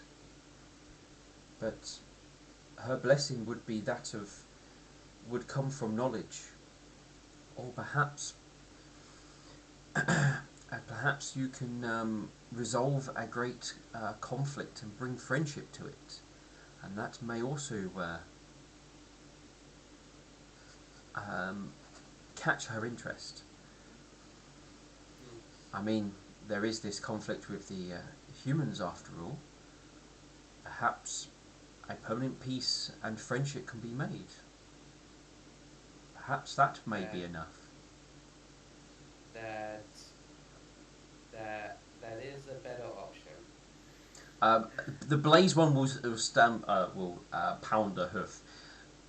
There should be no friendship with the humans. They should be cast away from our land. With respect to both viewpoints, we have narrowly avoided death of untold numbers of civilians by allowing the humans to annex a portion of our territory that we did not have under our control. The councilors and future members of the council will have to be responsible for sorting that out.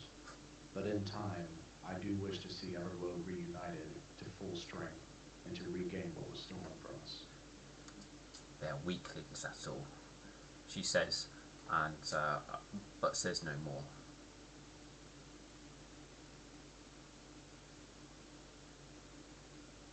High Priest of the Sun Queen, what do you say?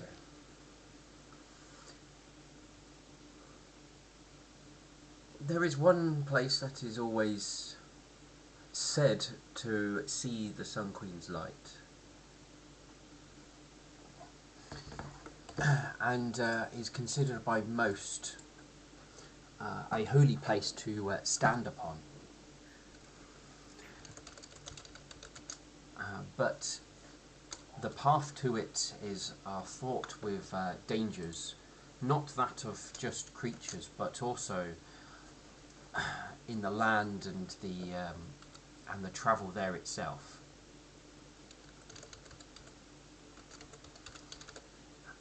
Have you heard of the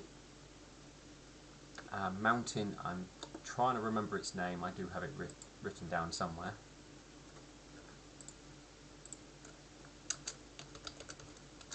I'm looking at the map. It is illegible. Yeah. I'm trying to find. Would this be a religion check to know this? No, this is a GM needs to find the actual name so I can try and pronounce it. Okay. One of these days, we're going to have to get an actual map because the writing on a lot of these places, especially in the Griffin territories, it's so small and blurred I can barely make it out. Well, that's the idea, is that you would never get a highly detailed, accurate map, because that sort of thing would be very hard and take years upon years to put together. The only one you know of that existed or have seen was a large one which was on the wall in Cadston that you saw. So you wouldn't be able to get a portable one, basically. Maybe that's what we'll do for Princess Luminance, is make a map of the world. You need to visit everywhere, and it needs to be 100% to scale.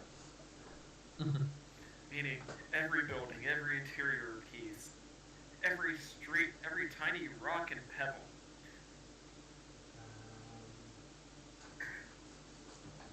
Would it be in here? After all, we know she's a completionist. Oh yeah. She did all her I'm going to go quests. pee while we wait for GM to find them a place. Yeah. I thought I did have it somewhere, but apparently I did not. Here we go. Darn energy drinks just goes right through you. One reason why I don't drink them.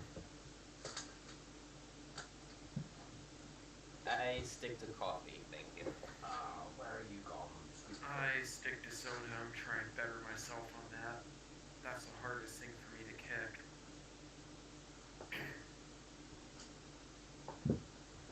Oh, I know where it is.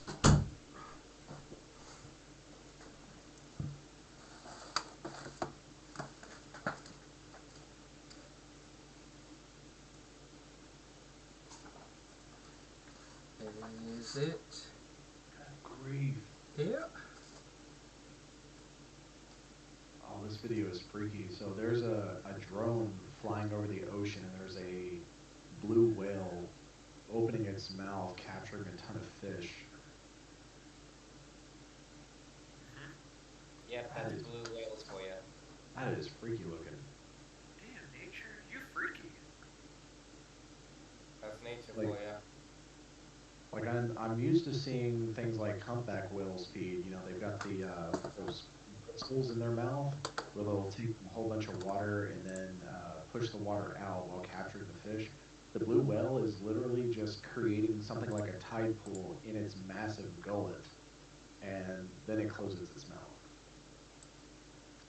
That's that I'm, makes me want to stay away from the ocean now. I mean, I mean, there's literally a plant and sea creature in the ocean that literally eats its prey with its bottle. I was gonna say that's the thing that makes you want to stay away from the ocean, not like everything. Well, All right. I found it. I realised it was a lot more simpler than I thought it was. How it goes? If you travel to the ever-reaching hoof, it is a mountain north from here, between the Ponylands and the Griffinlands. Upon its peak, you will find a field of sunflowers.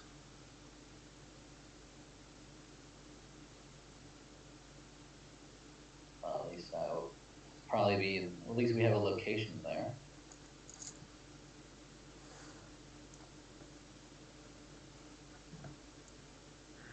That is, the sunflowers would be a sign that you are in the right place. And Milk Thistle is taking out his stationary refuge note down.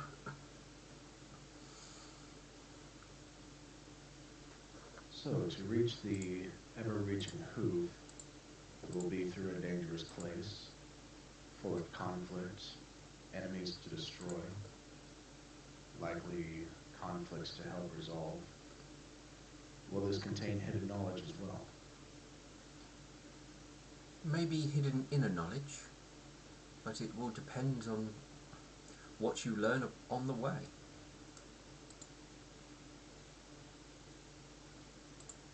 Milk Thistle finishes writing this down.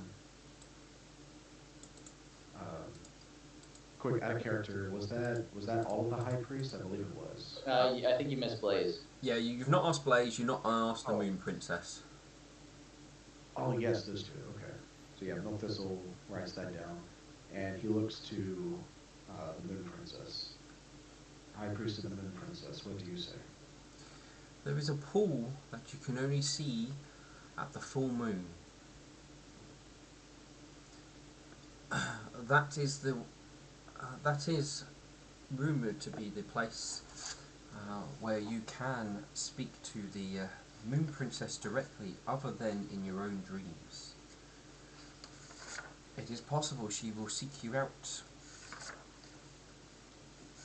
and bless you with a dream, so that she will speak to you. But if not, then if you can find where this hidden pool is, then perhaps you can gaze upon its waters and receive the knowledge you wish. Do you know where the pool is located?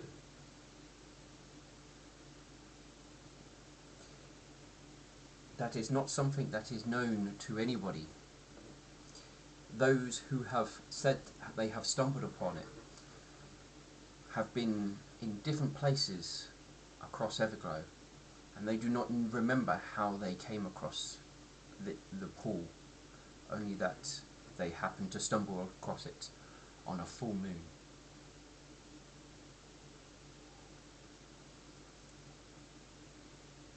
It is believed that it might be a place that is not existent here, but is only somewhere you can find in your dreams. But those who have visited have sworn they were awake when they were there.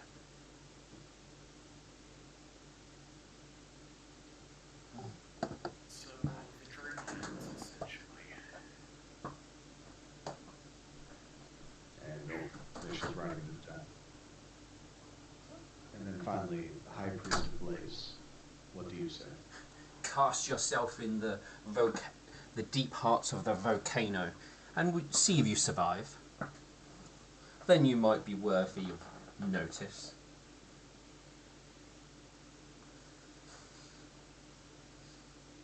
So you're saying we're to throw ourselves into almost guaranteed death for an opportunity at survival? I mean, if you're afraid and weak, then you don't have to.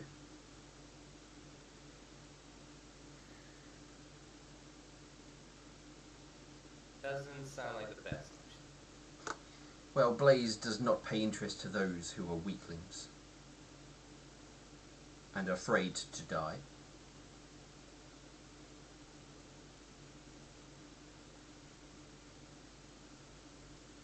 Okay, cuddle off Blaze option. Not necessarily. All are to be considered. We will use our discretion and make the wisest choice. Thank you all for agreeing to meet with us and offering this insight. Steel Prism.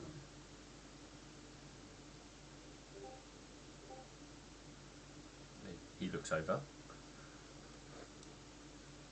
As I have said, we are seeking a way to purify the heart of Everglow. I believe if we destroy it, we will not kill this demon, as it is not living with its heart anymore. And doing so would cause irreversible damage to all of Everglow. But if we can purify the heart and return it to Hint of Winter's cousin, then that may be the best chance to save everyone. I am certain you realize doing so means you would have to surrender the heart and then surrender your own life. Are you prepared to do so? As long as you can find a way to hold on to the heart without you perishing.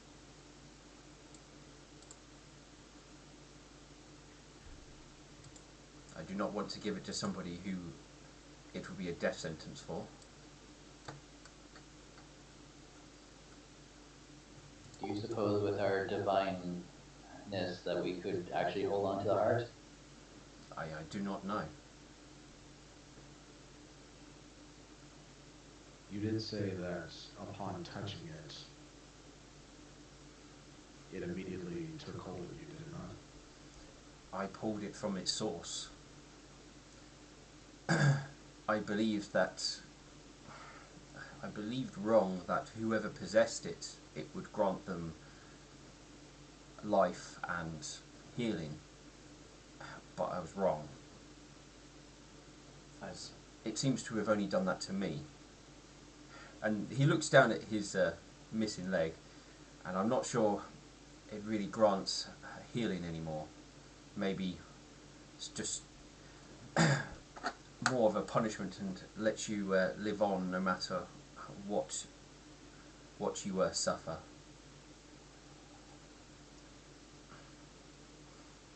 Does the heart of Everglow draw from the life force of those around you, or do you have to interact with them in some way? I've only noticed those suffer from it if they interact with it in a particular way, if it's stored upon themselves, or if it is stored in a bag and they should pick it up and put it into their possession, then it seems to also draw from them.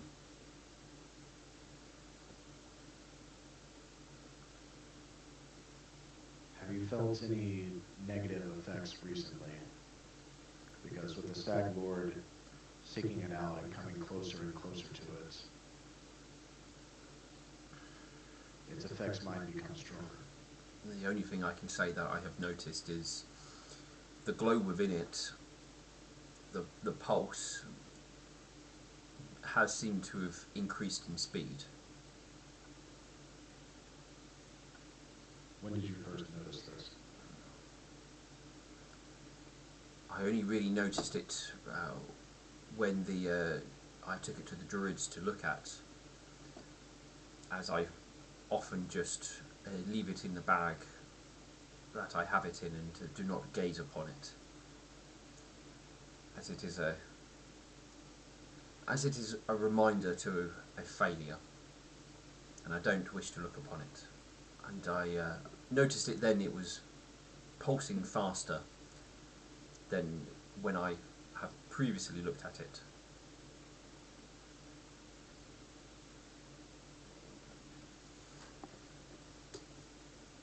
This is troublesome. This actually worries me.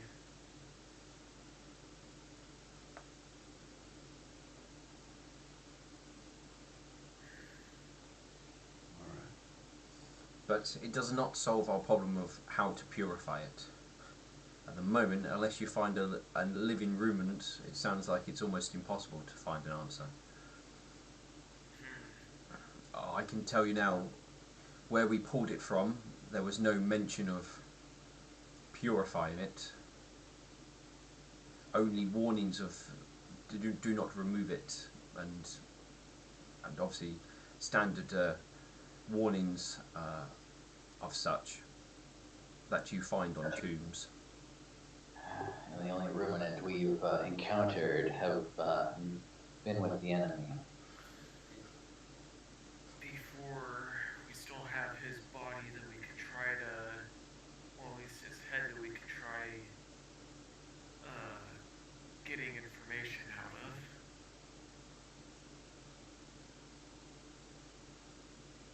I know we're planning on doing that before Nightshine left us. There is one here in the city currently that a very close eye should be kept upon. The Shisha.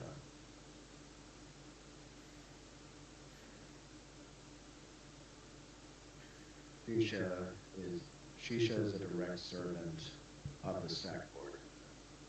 Her endeavors are to aid in the destruction of Everglow, and she likely is directly tied to the fearmongers that are not only spreading throughout Villager Town, but very likely throughout the other cities as well. Their influence is growing, but since we have brought it to the attention of the council and to here at the temple, I know measures are being taken to alleviate the effects of these rumors. We cannot let them take hold of the people's hearts. And the story goes, we believe we may be closing in on one, and it is possible that in we're waiting on information, so tomorrow or the day after, depending when we receive the information we require, we may know of where one will be, and we do plan to act.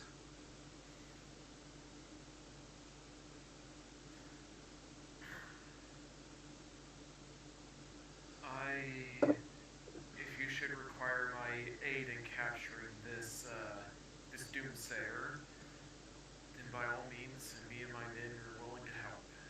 And of course, I'm sure we will definitely help if we are needed. Should you be in the city at the time, we will seek you out. As a public display of you apprehending such an individual would definitely be a boon to the populace, and squashing any possible fears that they may be spreading. If it's within a day or two, I'm sure we can take the time. I agree.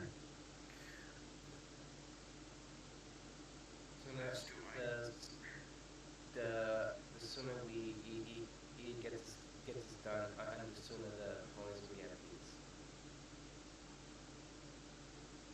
We will need to spread word to the leadership of the other cities.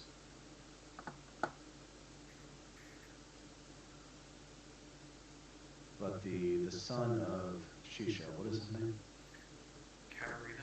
Yeah. This Katarina. I don't believe Katarina knows precisely what his mother is doing, or why he is being spared. He is currently traveling with us, and he is persistent in finding the heart of Everglow. He must not be permitted to ever find it, or to know where it is located, because he will no doubt tell his mother.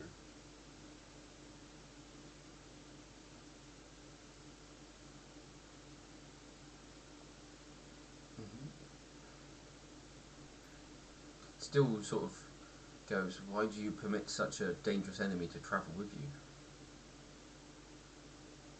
Despite my objections, the majority of the party does not view him as an enemy. They did make kinship with him before I joined up with them. Both Katerina and his mother are tragically victims of the same fears that the doomsayers are spreading. That if you join with the Stag Lord, you are allowed to spare one person. For Shisha, that person is her son. We have helped convince her that there is an alternative way, but her paranoia has turned him into a partial ally. He travels with us and helps us, but reports are us to the Stag Lord. Katerina perhaps might be a victim of circumstance. Shisha, however, is not. She made her choice. Given the choice, without any way to defend against the Stag Lord, I'm sure many others would have taken that. But she has blatantly declared herself our enemy. She intends to follow through with the Stag Lord's commands, regardless of any amount of offers of protection we bring. She's decided which lot she has cast herself into.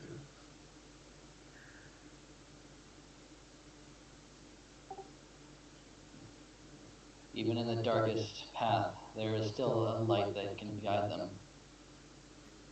Don't give up hope. I do not believe No, carry on. I do not believe Katerina should continue to travel with us. He should be kept in a secure place if you wish him to remain as a friend of yours. But his inquiries into the heart of Everglow while traveling with us will no doubt be revealed, and our enemy will soon find out what we discover. That cannot be allowed. I agree. Mostly, if you were to surely either find out sooner or later, we must take all necessary precautions to avoid that. We cannot have them finding the heart of Everglow. Wishful Pen speaks up and goes, I oh, sorry, you go, Burnt. No, not Burnt, Metal Banana. Metal. I agree as well. Wishful Pen goes, I've spoken to him. He seems, well, very young and naive to the world events around him, and I think casting him away would be a mistake. I mean, it's possible that we might be able to help convince his mother through him if we show them kindness and friendship. I agree with that. I would agree with Wishful Pen on this matter. That also is a very valid point.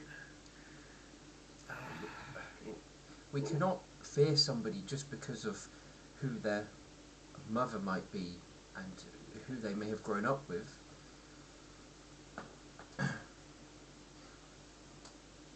I mean, think of each of you, how you may be different based on who you may have grown up with. Then what's his mindset right now? His mindset focused completely on finding the heart of Everglow. He asks everyone he meets every day. Oh. In this case, But he accepts the answer of you do not know, or I believe you've been saying somewhere safe. Unless somebody Yes. actually tells him, then, I mean, he only asks. It's not like he forces the matter. it's true. He has been fairly respectful in those regards. Maybe. Bird's sort of like he takes a moment and puts a hoof underneath his chin as he rubs it. Maybe if we keep him with us, and make sure that he stays on the ship. Or if he does come out, have him under watch. Besides, isn't it better to use a potential tool for of the enemy against him? Look But to our, Milk, but our enemy will be doing the same. So long but as we know that they're doing the same. so So we long can as keep. he is with us, they will be able to find us. And they could be able to find us with a simple tracking spell anyway. Yes, but where we are capable of fighting against that through our sheer willpower, this Katarina, he has not shown the potential for any measure of combat. He's an alchemist. I have fought beside him. I can't remember if you actually had any combat with him, to be honest. We have. Oh, okay. I remember him throwing bombs. Okay, fair enough. And what level of skill did you see him possess? It has been a while out of character, so he can keep up with us, from what I recall. We have grown immensely in a short period of time. I still believe it is unwise to allow him to travel with us while we seek the answers to the heart of Everglow. Any secrets he learned will no doubt be found out by the Stag Lord.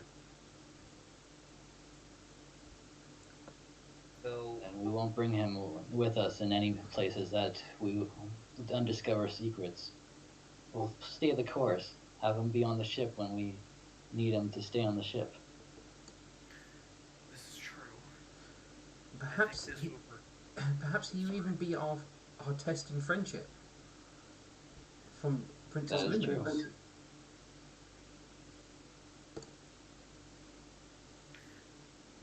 That would. I think that might work. If we can turn Katarina and his mother into our friends, then perhaps that is our test. I do not believe Shisha will turn from her course. She has refused any measure of reason. She believes so wholeheartedly that the Stag Lord will be victorious that she has neglected any measure of other considerations. Then why has she put her son into our care? Because she believes her son will not be destroyed while in our possession. Well, he would not have been destroyed in the possession of the Steg Lords. But even she keeps him away from her because she deals directly with the Stag Lord. It is dangerous to keep such a powerful enemy so close to us. I knew that but then again, and he is our best. He would be our best chance to make a change her mind. If no, we like, if we like do cast, if we do cast him out or don't trust him, then we lose that at window of opportunity. This'll go silent as he ponders this for a moment. Midnight Vision does speak up, as obviously it appears that most are. Milk Thistle is speaking the most against it, and he directs his comments towards Milk Thistle directly. Is this individual too dangerous for you to control?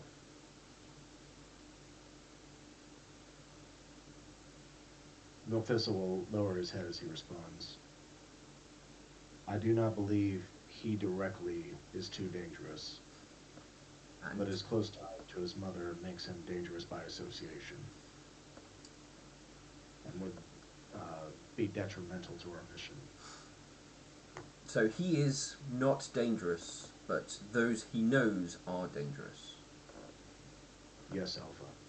And is it only what he may learn and give to others that is dangerous?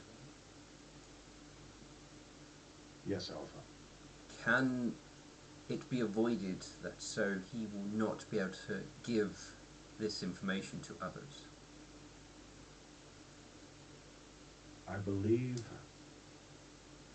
We are capable of all working to make sure he does not learn, but there is not a 100% guarantee. If he is close to us, then he is close to the information we're guarding. There is never Well, there is never guarantees of anything. There is only belief in your abilities. it would not be faith if there was a guarantee. And isn't faith what directs us with the gods? So I'll ask you, do you believe you and those that will travel with you will hold the ability to ensure this danger does not become one? Or is that too much of a risk? Do not answer. Ponder that. As is a decision that you must all make. But as long as you can control, that is the main thing. I will ponder this, Alpha. I cannot tell you the answer. That is for you to decide at this moment.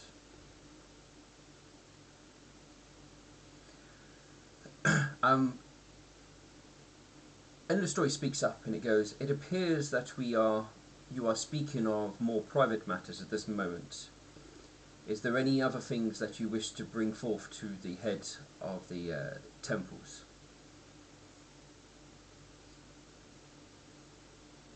Only that Milthistle will raise his head back up. Only that we will be prepared when you call upon us. If you believe you can narrow down one of the doomsayers, then we will be there to assist you. We will send word to the ship that you are stationed on the moment we have anything. And Milthistle will bow to the High Priest. Thank you all. Endless story goes, we will look into the matter of this heart of Everglow to see if there is anything we can find within our possessions that has yet to been, that may have been overlooked.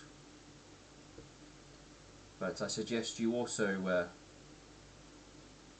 search wherever you can to try and find anything, as this seems to be the biggest key at the moment. And you do not have this puzzle piece.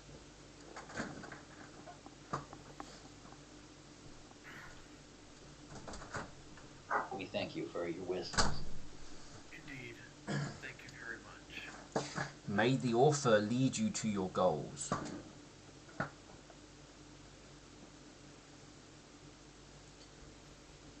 Is there anything else you wish to discuss? I do not believe I have anything else at this time. Milkwood for the rest of the party. Sorry, go on. I do not. I do not. Me neither. Still goes, I have no more to add to this. Wishful Pen will, was there something Wishful Pen wanted to say? I can't think of anything, so Wishful Pen will shake her head and go, I haven't got anything to add. Then we will bring this matter to a close. There is much for you to search for. You have been given possible paths that might grant you a corridor with the deities, or a way to prove your worthiness should they should you wish to be blessed by them. Some are more obvious than others, and some may be more open. It is up to you to see what path the author has laid out for you all.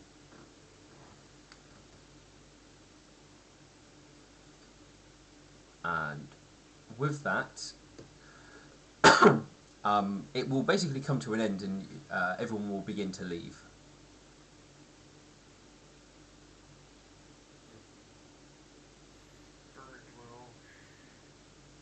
his companions, his allies, and go, well, we should probably get going as well. Yes. What? Before we do, wishful pen, Yeah? do you believe Katarina can truly be won over through friendship? Well, I believe anyone could. It just takes time and patience. If we're thinking about it one way, we're trying to be friends with the Stag Lord by purifying his heart.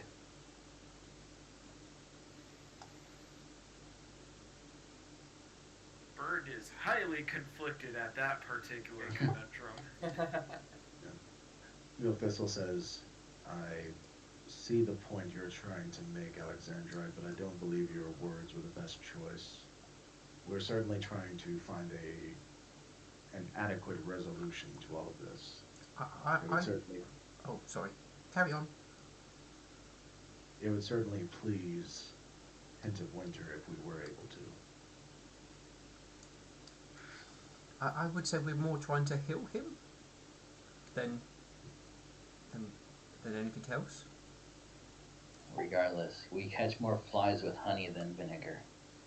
I feel if we're gonna throw or turn away a potential ally, we are just making an enemy. That is True. a good wisdom. We we should like consider every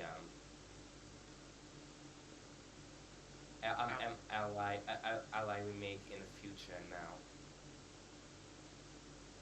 Even so, we must be very cautious. Because our enemies could easily disguise themselves and pour honey into our ears. We cannot blindly trust anyone who comes up to us with a friendly face. Neither can we blindly turn them away, fearing that they will betray us.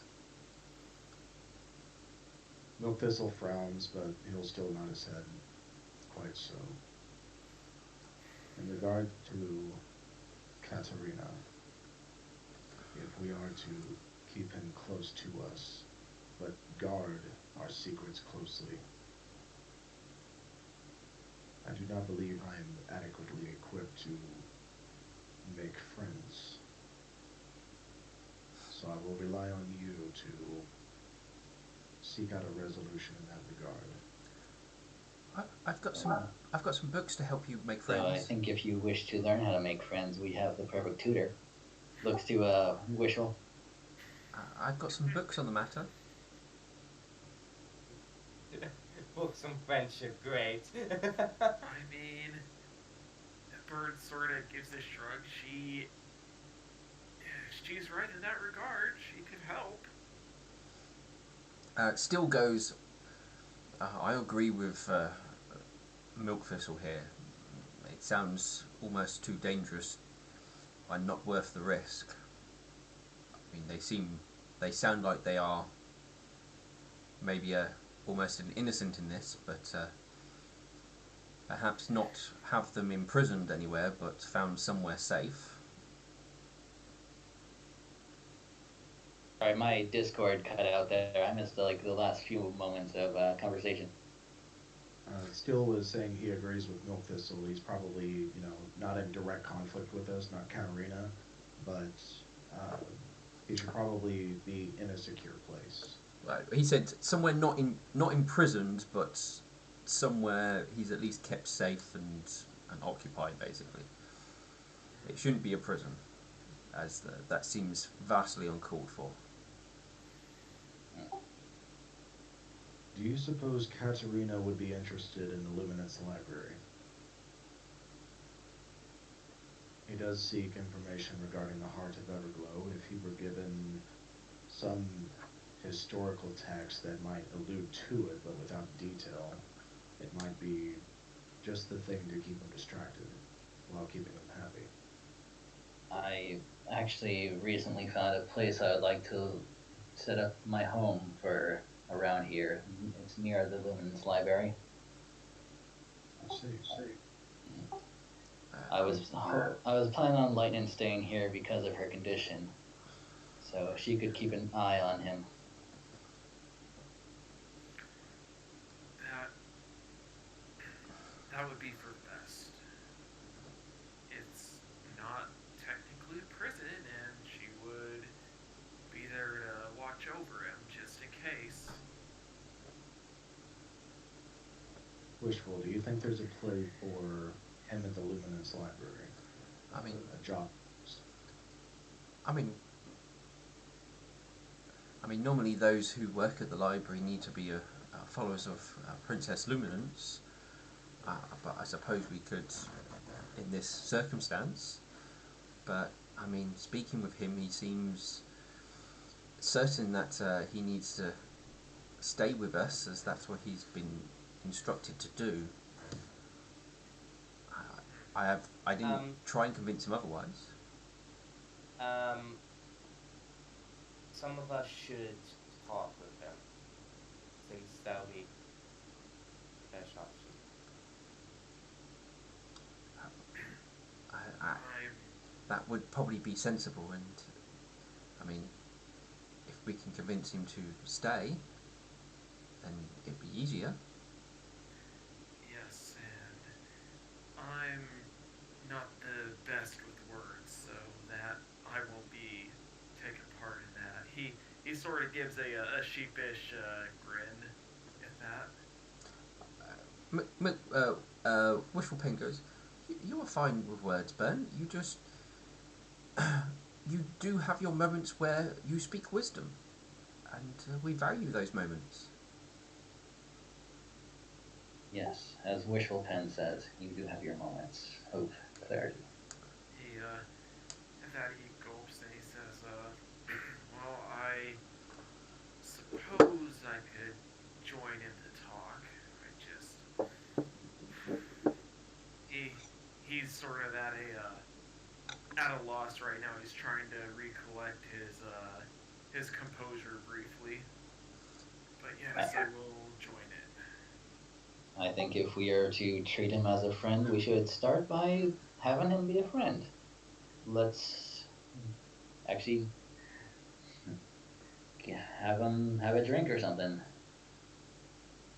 Get to know him a bit more. Then perhaps That'll I probably could work. prepare a meal. Have a sit down at the ship, since that's where the High Priest of the Author is requested we be, should we be called upon. That and Vern he sort of gives a gentle smile at this. And on top of that, my father and I are planning on going out of the city for the evening to do some stargazing so we can discern within the stars themselves. If you all would be interested in joining us and maybe bring Katarina along, I'm sure that could help out. It has been quite a while since we've actually relaxed. Perhaps this is good for us as well. I mean, I'm sure that my father could tell you guys a few stories about the constellations and how they earned their spots up there in the night sky. The Swift Victory currently on the ship. He is around the city. Then I will reach out to him and invite him to dinner. I believe after dinner we can depart the ship and go and gaze at the stars, and we'll invite Katerina along.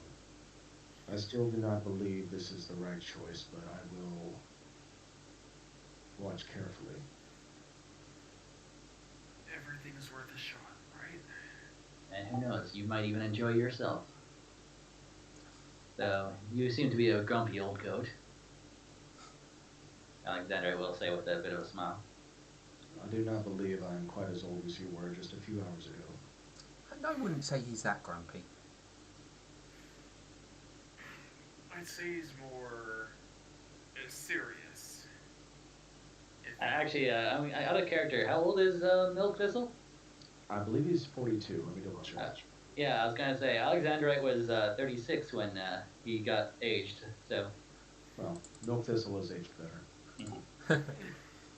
Anything you could do, I could do better. Ah, all right. Still goes. I will remain at the temple as I feel it best that I stay away from this Katerina for the time being until matters have been sorted out. That This way, is he's as totally- far away from the stone as possible. That is totally fair and understandable. And if you find a way of or a means to purify it, inform me, and I will see to that. If I need to do anything, that it is done immediately. Thank you for your aid in this, Steel. I will keep it safe for as long as I keep breathing. In regards to, thank you. In regards to the information that was shared with us from the High Priest, it seems that the Sun Queen's priest was the only one who gave us a most direct path to follow. well, there was also Kara's, but hers come at quite the price, and we'll have to go to Belvik. And there is I cannot read that name. Is it Luminance? That is pronounce it? Yeah, Princess Luminance. Okay. Yeah, Luminance. And there's always is Luminance as option. And I believe if making allies and friends with the humans would definitely get outmost attention. Yes, well, that is quite the task. Yes. Still goes. I believe if you for Blaze, if they're talking about any volcano, then it will probably be the one that Blaze's. What's it called? Blaze's Roost is located on. Mm-hmm. Yeah, I think that's what they're talking about. Yes, there's a volcano there called Blaze's Peak. If there is any volcano they are talking about, it will probably be that one. Yeah, I am definitely not jumping in a volcano. Well, do we know if it's still active or if it's gone dormant? I was gonna say, looking at this map, it looks pretty active. I'm pretty certain it is active. Yeah. Yeah, no. As much as I love throwing myself into danger, I don't think jumping into a volcano is the healthiest option there. Well, still, it's a test. Yes. If we're in the area, we might as well give it a try. If we're meant to die, then that'll be it.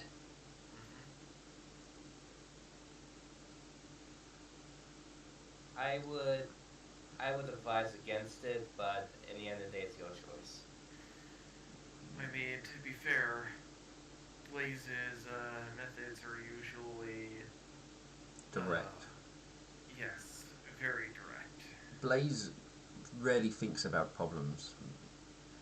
There are plenty methods to deal with fire and heat. I'm sure a number of spells would see most issues to do with a volcano sorted. Though, I mean, if you're being tested by a deity, then I suppose some surprises are to be expected.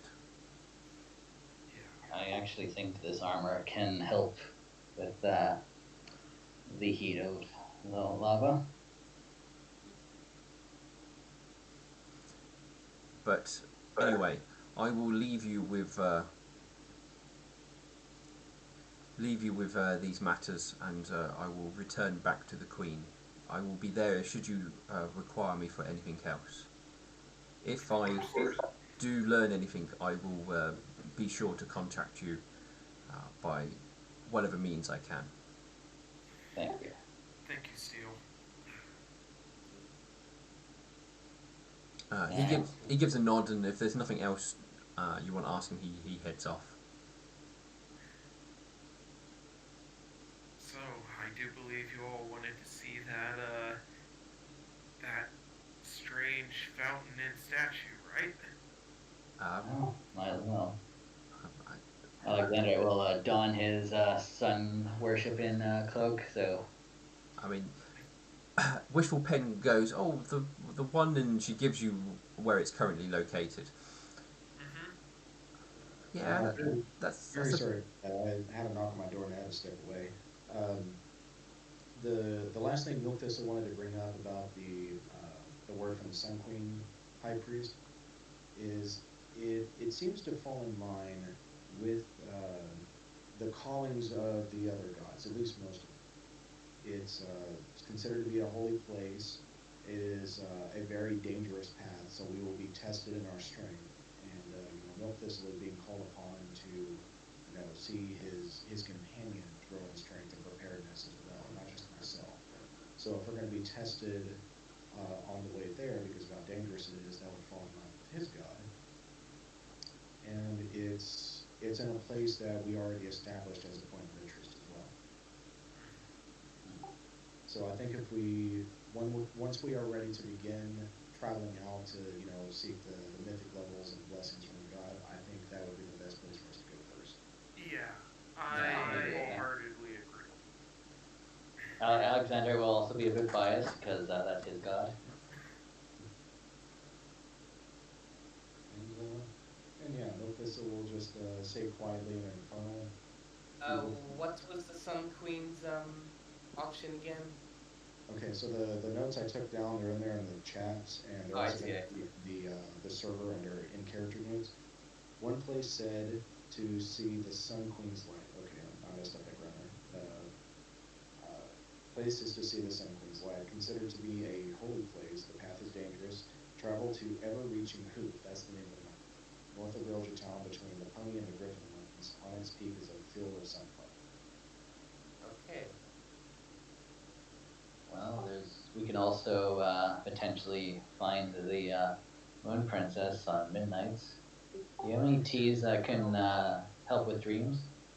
Um, I, but I also feel like the Moon Princess is purely based on luck.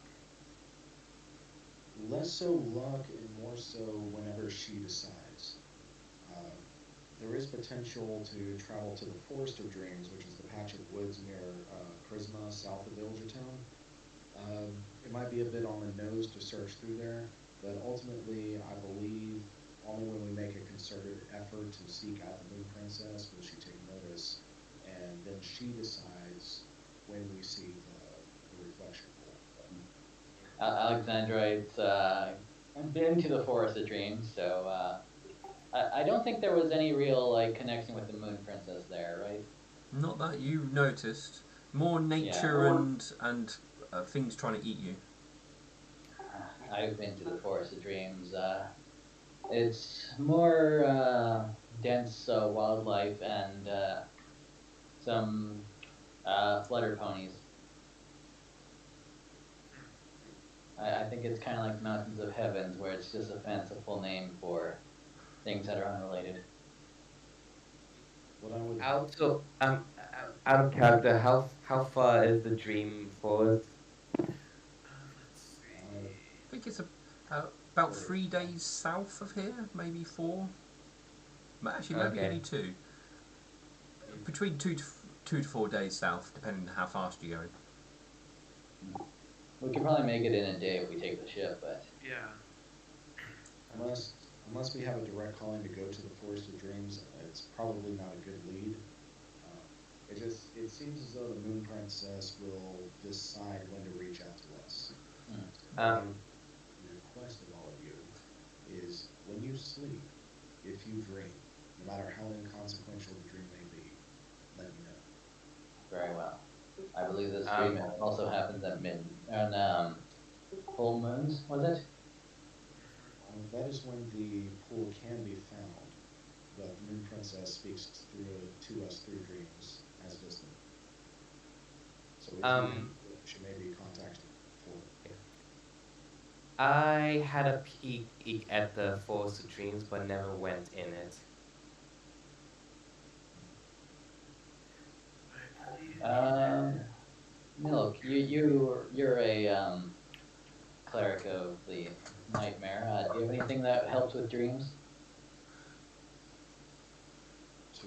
induce dreams, do you mean? Yes, or at least to help us remember if we do dream.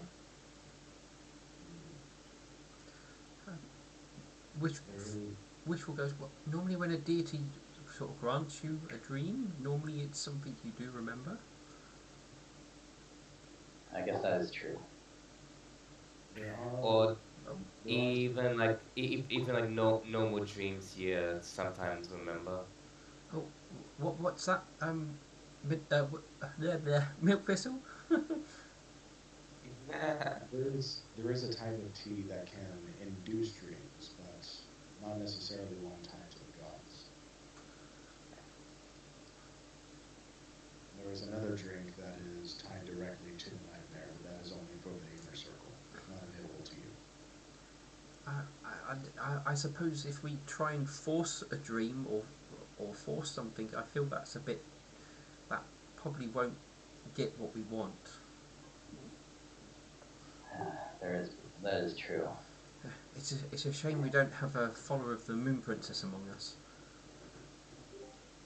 Perhaps not, but there is a way I could force a dream upon you. It would require a great deal of trust from you, Alexandrite. But if you wish to be touched by the nightmare to hear from her directly, I could arrange that for you.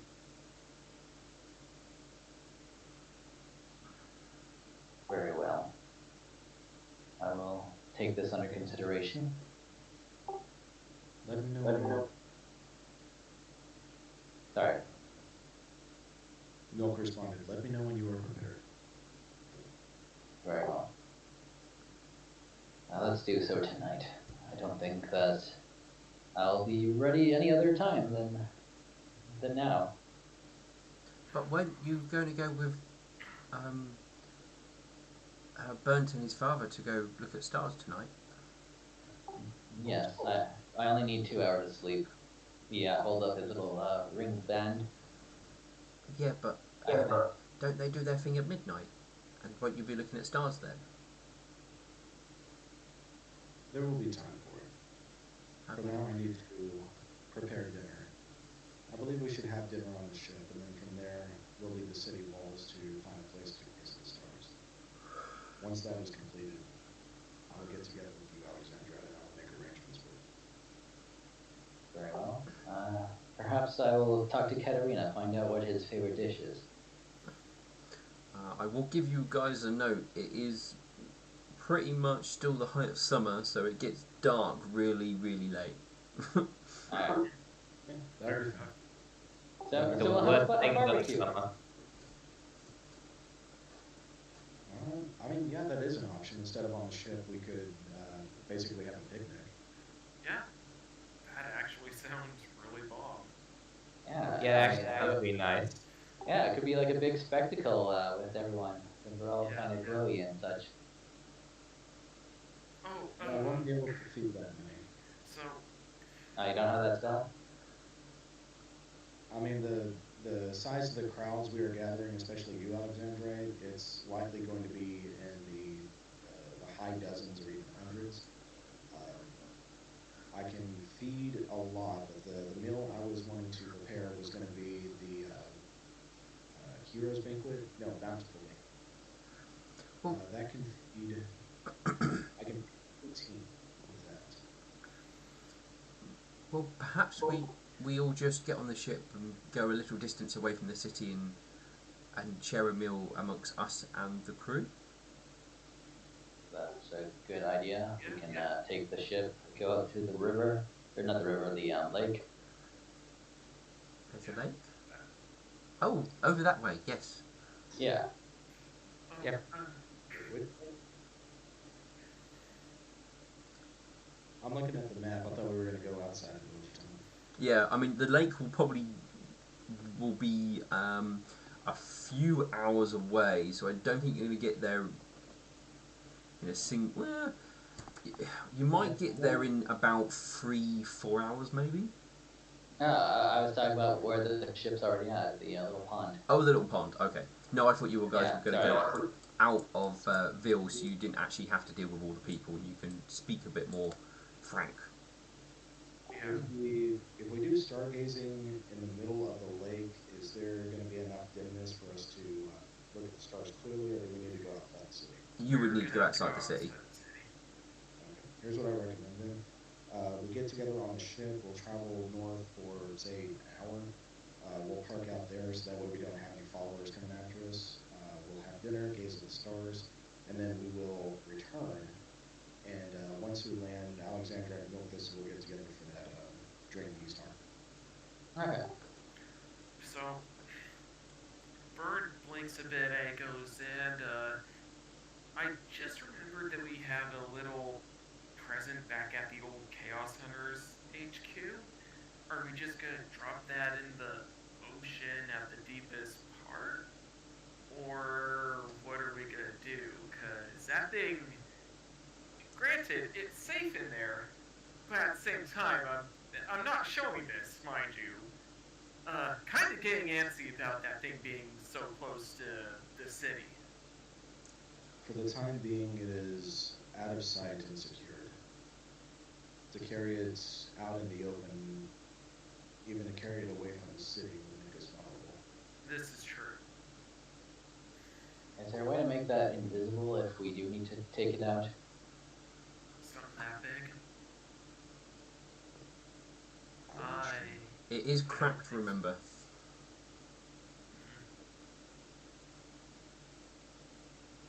Yeah. No, even is cracked. We haven't gotten around to even figuring out how we're supposed to repair that. Well, even if we do repair it, I think it would just explode if we do so. Yeah.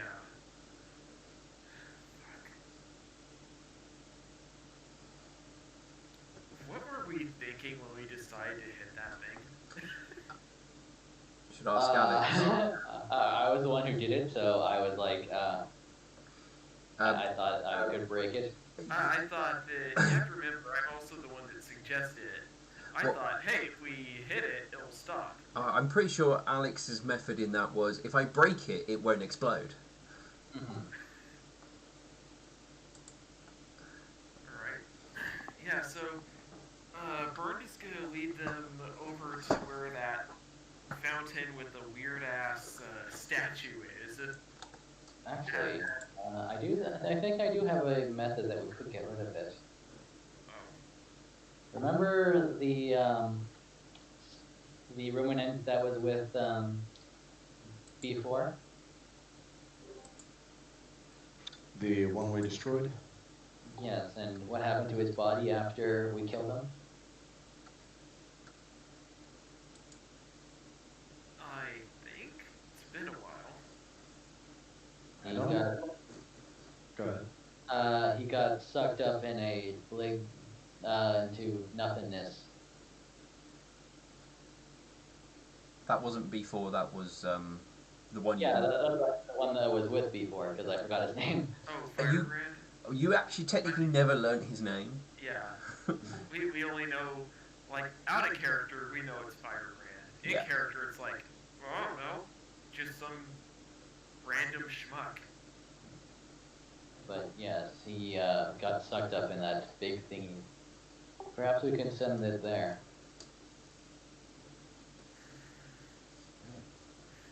It's risky. How I mean, did it was, how did he get sucked into that place?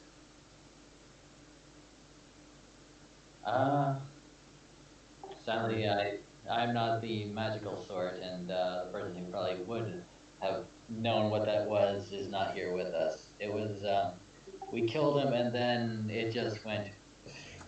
He's trying his best to explain it as, like, basically a black hole kind of opened up after we killed him. That's not a normal thing for people to do. It doesn't sound like a spell, as you need to be alive to cast spells. And conscious. Is it maybe some sort of thing that a ruminant built up? It could have been some technology, but if it is, then it's probably lost with him unless we go to one of those bases that we've learned about.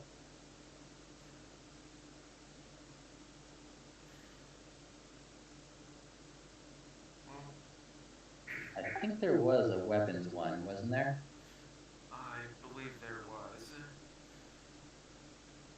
know that before I killed B4 at the execution, he said that he wasn't the only one. And that concerns me, but that's for future us to worry about, or at least future me.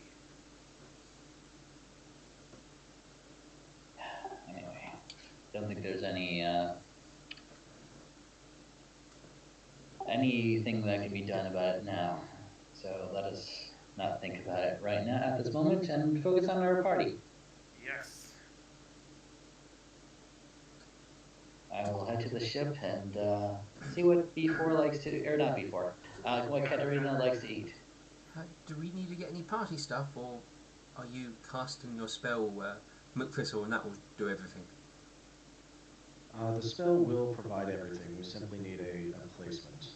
If it's to be a traditional picnic, just a large enough blanket for all of the party and the crew. Or if we can carry a table with us, one large enough to fit at least 20 people. Oh, Ponies. well, there's not that.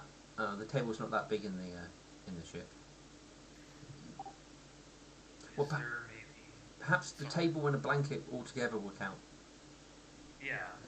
I was thinking... We can grab the blankets from the beds and have those, perhaps. True. Do you think...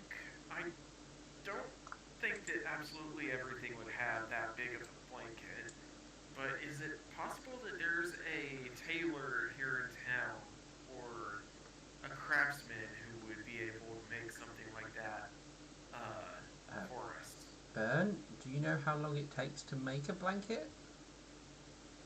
She sees the, she could just see the small hamster in his brain running around, and goes, "No, I do not."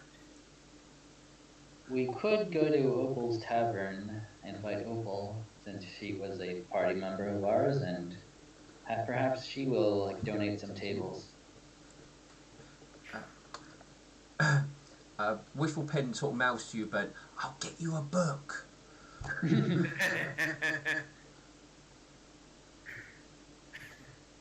Just head pats burned. I'm certain the blankets from the beds will be fine enough. They're easily cleaned. I'll still invite Opal to our little get-together. Is there anyone else you can think to invite along? I thought we were like having like a more private conversation with Katerina. Should Yes, we be? this is to be more focused on him to be friends. This is true. Very well.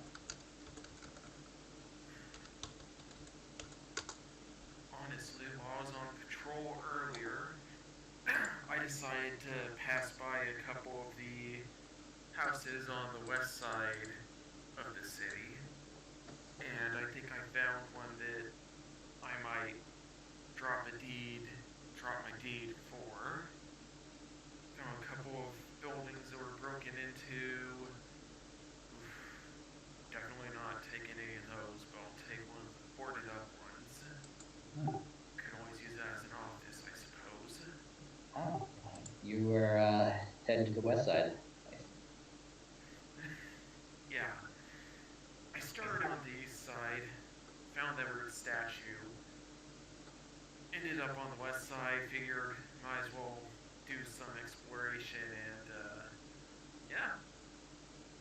I was thinking about that, since it is close to the noble districts, but I decided on the east side, since it's closer to the library. He just laughs a bit at that. Go on.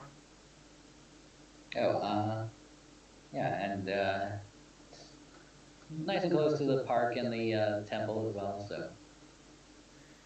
I find it kind of funny at our choices there. He just sort of gives a bit of a playful smirk at that. It's almost like you're trying to avoid me there, Alexander, right? He just has a playful tone as he just banters a bit. chose my place first.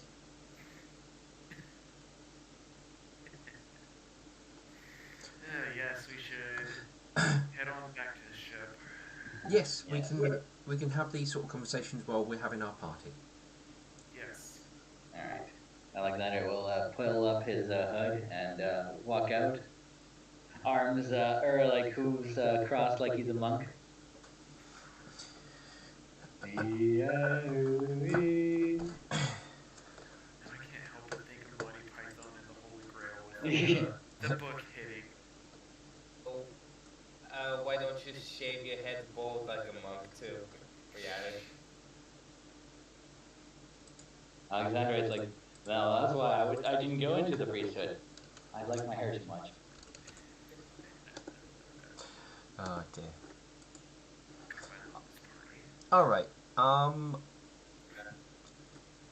Okay, so it sounds like you've got some stuff. Well, plenty of stuff planned. I think probably stopping here before we get into the party and getting too far into that. So Yeah. looks like the main thing will be next time will be obviously the talk with Katerina and some stargazing, and then the potential of getting one of those doomsayers. Yes, and also the dream that Milk Thistle is going to induce in Alexandria. Yes. If he's going to go through with it. Mm-hmm. Which he is, because he's also needs to prove to himself and the god that he's brave enough to face this. What happened when I was gone? Oh, when did you leave? Yeah, 12 minutes ago. Yeah, I left 20 minutes ago. We're basically finalizing our plans on how to get everything set up and where we're going. And right as you joined, Steele was saying we're going to end here, and we started briefly going over what we intend to do next session. Yeah. All right. Well, you might have a chance to level up next session then, given there's likelihood of combat. Was there any XP given for Alexandrite fixing his ailments? No, because the XP that would have all been part of gaining your mythic level. Quick question. Yep. I would like flying next to a lake or something. I heard with flying next to a lake. No, the lake they were on about was the one the ship's currently inside. You're going to be flying outside of the city about an hour. Yeah. Okay. Yeah, I confused the pond with the lake. It's alright. Yeah. Yeah, and then once we're about an hour outside the city, we'll land, we'll have a picnic, we'll do some stargazing, get back on the ship, and then travel back to Belgian Town, because tomorrow there's the likelihood we're going to encounter a Doomsayer and try to capture them. Yeah. Before we leave, can I get a fishing rod from the store or something? A fishing rod? Would Bush Gadget have fishing gear on her ship? Yes, there actually probably would be fishing gear on the ship. Then never mind. Never mind. Because it originally was on the water, so and it couldn't fly. So yeah, fishing stuff would actually be something you better find. Can ponies even eat meat though? Yeah. Yeah, technically speaking. Horses are opportunistic carnivores, or rather omnivores. So they'll eat fish, they'll eat insects, they'll eat birds, etc. Yeah. It won't necessarily I've seen multiple be. times a horse just eat a little chick. Yeah, it won't necessarily be good for the horse and beneficial, but they can. In Yeah. Ponyfinder, they are technically omnivores, so they can eat meat. Yeah. So basically similar to pigs.